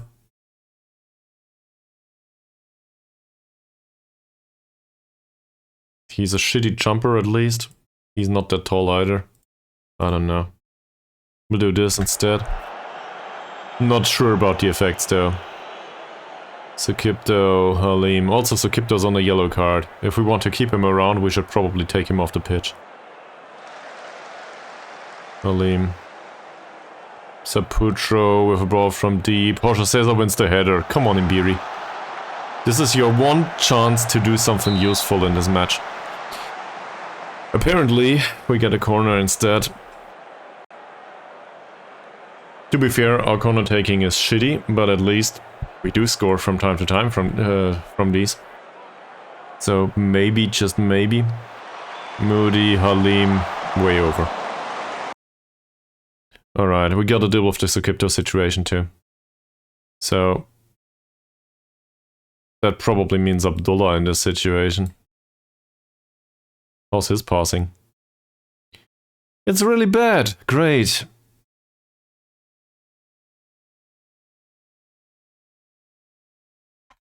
Go make an impact. Maybe.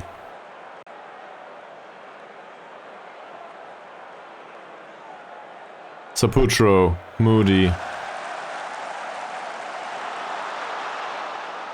Saputro doesn't lose the ball. He has a cross.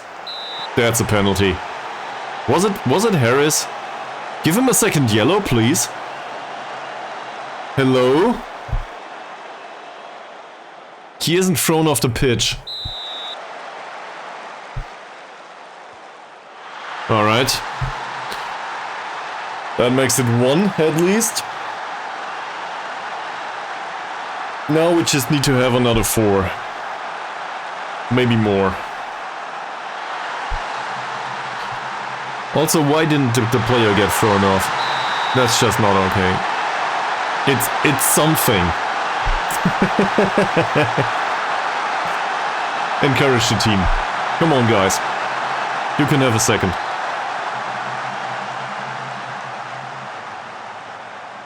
That or we go straight into attacking mode. Depends. But straight into attacking mode basically marks the end of our cup run. That's for sure. Also, it seems like momentum. Did you see that? Momentum was on their side at the start of the match. Where is it? Fuck the scores. There we go. There's match momentum. Match momentum was on their side, and now all of a sudden it seems to be on our side. I have no idea why though. So, yeah, I'm really good at this, you can probably see. So, advice is welcome. Moody's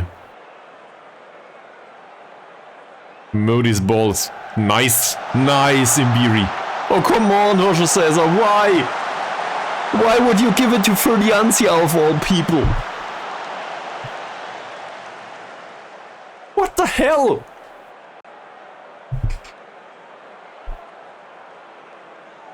His pass was fine, by the way. Yeah, but we have a second leg. Do we really want to risk it?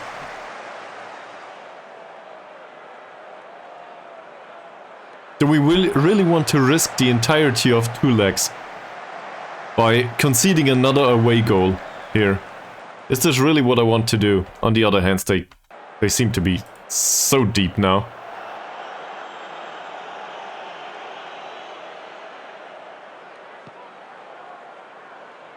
Yeah, fuck it, YOLO. Alright, we'll go attacking.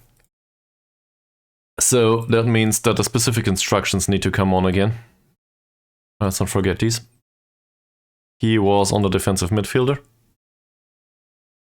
He was on whoever it is he faces, not the striker though. Fuck, I forgot. So, CR Hill for him and Hardy on Tabuni. Hardy on Tabuni. And CR Hill. Where is he? There. On him.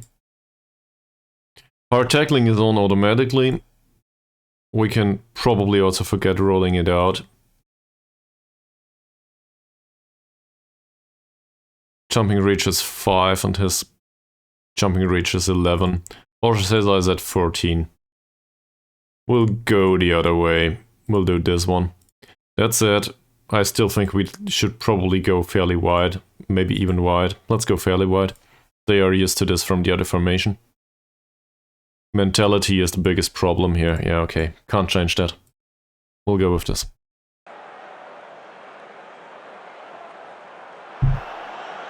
Let's try to score. At least twice. Jorge Cesar wins the header. Imbiri. Come on. It's not in. Bayu Imbiri apparently discovered that he is a striker. After all. Unexpected goals clearly state that we should have won that match.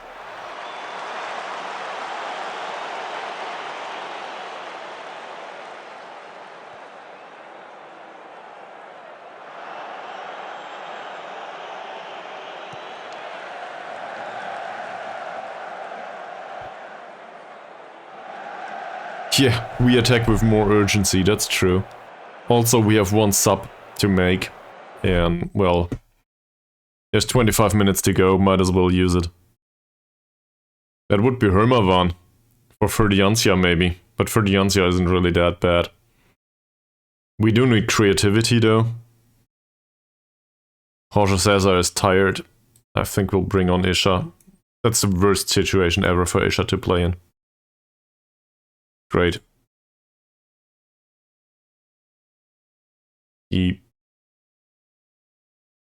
Can he dribble?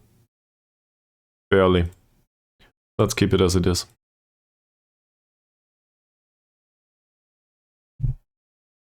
We could have brought Isha for Imbiri though. Yeah, forget what I just did. We'll bring Isha for Imbiri. Imbiri's tired too. He didn't show anything so far. We want him to have way more creative passing. That's on anyway. Probably shooting less often. On the other hand, it's not like he's a bad shooter. We'll go with this. Yeah, I did. Confirm this. Get Isha on the pitch. Encourage the team. Hope for some creativity. I probably took off the only player that is pacey enough to outrun any of their defenders. That's decent. Isha's pass is fine. Halim, Tabuni, Haryanto. There's a long ball. For no reason. Halim's header is reasonable. Steinke. Oh, come on, man. Jorge Cesar doesn't win the header. Tabuni, Isha. You are a playmaker-ish type, in a way. Steinke again. Haryanto, please give it to Tabuni. I will take that too. Steinke. Loses the ball. No, he doesn't. Haryanto, Tabuni. Nice Tabuni pass for Jorge Cesar. Okay, it's on.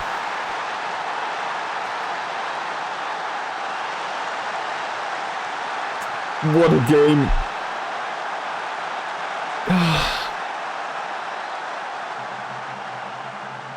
That's the first assist by Tabuni, by the way, that I see in a long time. So maybe we took his strengths from him by not playing an attacking formation. Maybe we should do that more often. Well defended.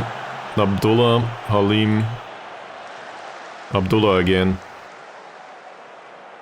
Halim. Come on, you can score a third. Shouldn't be that much of a problem. That's no good. Go! We need a third goal. And then we need to win the away match. Tabuni. Jorge Cesar. Not a creative pass coming up. Arianto, Tabuni again, Jorge Cesar. That's creative enough for my taste. Moody. And Isha's header. It's something. They had no chance on the counter-attack so far.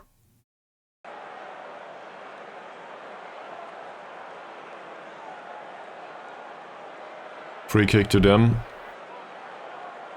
Oh no. Well defended. Isha keeps the ball, finds Ferdiancia. Please complete the counter-attack. Or something, that's fine. Isha, what a nice pass. Isha. Bayern Isha with the third goal. Apparently, we can still play football. I don't know where this is coming from. In particular, Bayern Isha is like the nervousness in person. So, for him to dribble all the way and then put it past the keeper, I really expected the keeper to save this one. Wow. We'll go with additional encouragement, won't we? And they subbed a few players. We gotta... I know it's 10 minutes, but we will do it. I will have a look into this. Okay. They brought on somebody that's reasonably fast, and a really bad crosser. Let's show him to the outside.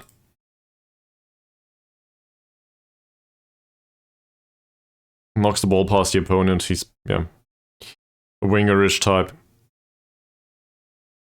It says attacking midfielder there. I guess we need to press this guy anyway. Technically speaking, that's true. Todd Ferre.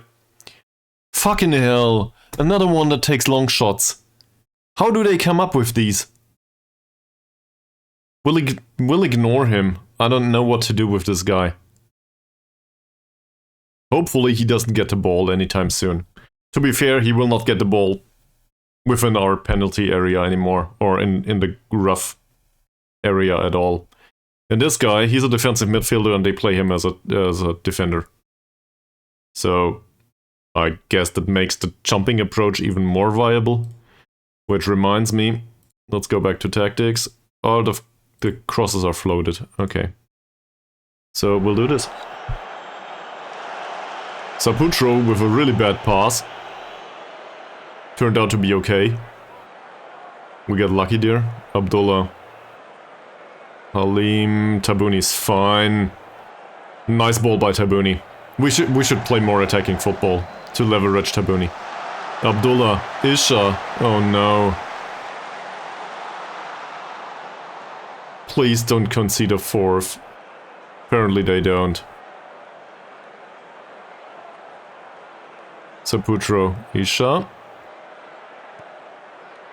Isha's pass is just fine. Ferdiancia. Tabuni. Oh.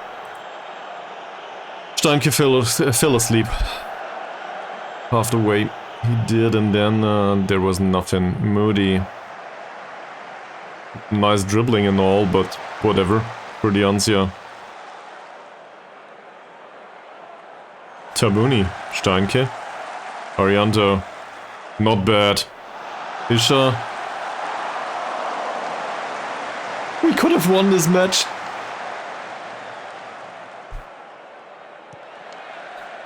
Yunus. Abdullah intercepts. Isha. Nice pass. Ferdiancia. Tabuni. Harianto. That's a nice long ball from deep. Moody gets his head to the ball. Sadly, it doesn't go anywhere. That's dangerous for Ferre. He's fresh. Pranata isn't. Well tackled by Steinke. Ferre again. Please don't let him take the long shot. He takes the long shot. It goes over goal. Whew.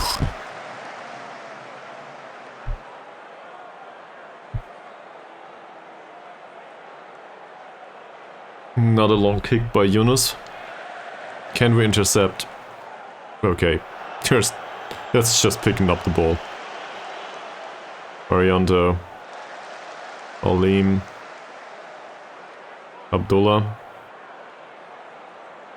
Isha. Not a bad pass. Moody. Not a bad pass either. That's not offside. This might be though. Yeah. Sadly. Goalkeeper saved it anyway. We deserve to win this match now. Looking at expected goals in particular. And Isha did really great coming on. So glad about that. Jonas with a long ball. It's intercepted by Tabuni. What a pass! Damn it! How much stoppage time? And more importantly, will we be able to keep the result?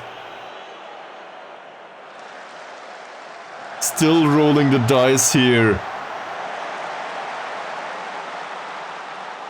It's blocked. That's one for Owen. Okay. Owen with a 6.1 rating, by the way. But Jancia gets a yellow card. Doesn't matter.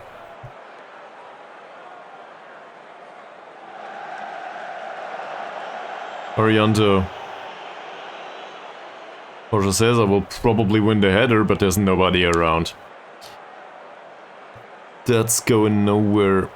Chardell with a long ball. Alright, that's fine. We retain possession.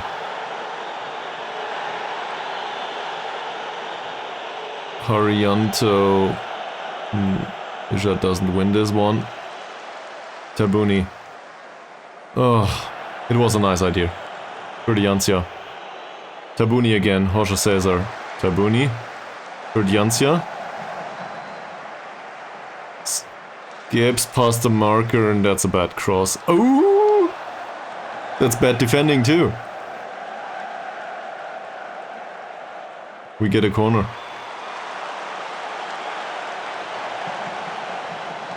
Well, thank you, Moody. That's probably the game. 1 minute to go.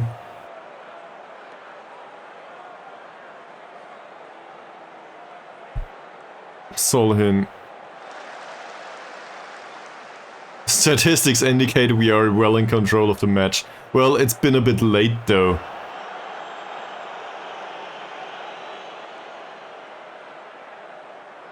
Saputro. He is a decent crosser.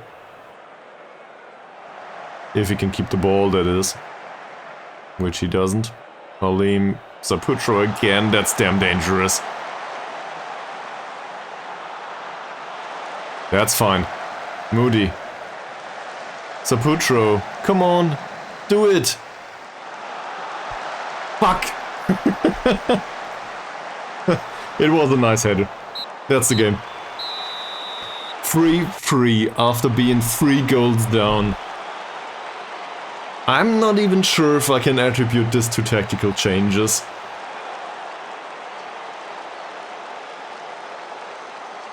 Don't you worry.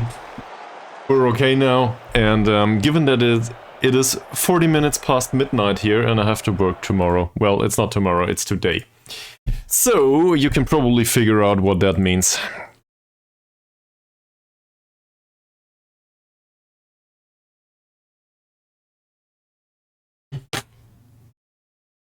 Now I want to know how this goes on.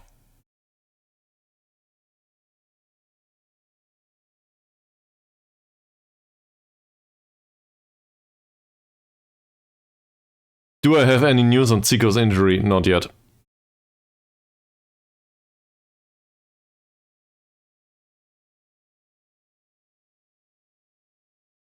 Let's see. That's all good. Fuck this. There we go. Alright. Is Charonella still around?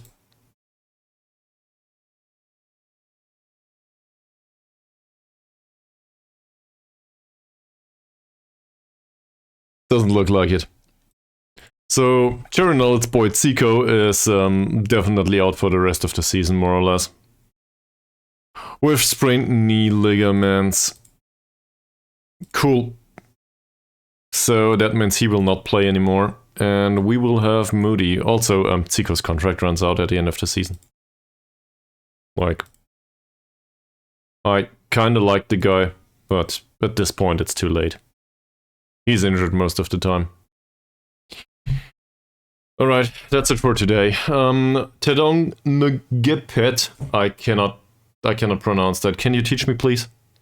I don't want to be an asshole. Tedong Ngepet. It might be any language. At least to me. Anyway, I will just call you Tedong. Thank you very much for joining and for keeping me company. No, it's fine. Like, I've seen worse. I'm just bad at pronouncing stuff too, and also I don't know the language, and you know. That said, regular stream is on Friday at 6. It's very likely that I will get to it this week. So, Friday at 6 p.m. German time, whatever that is at your local time. You can probably see it on Twitch.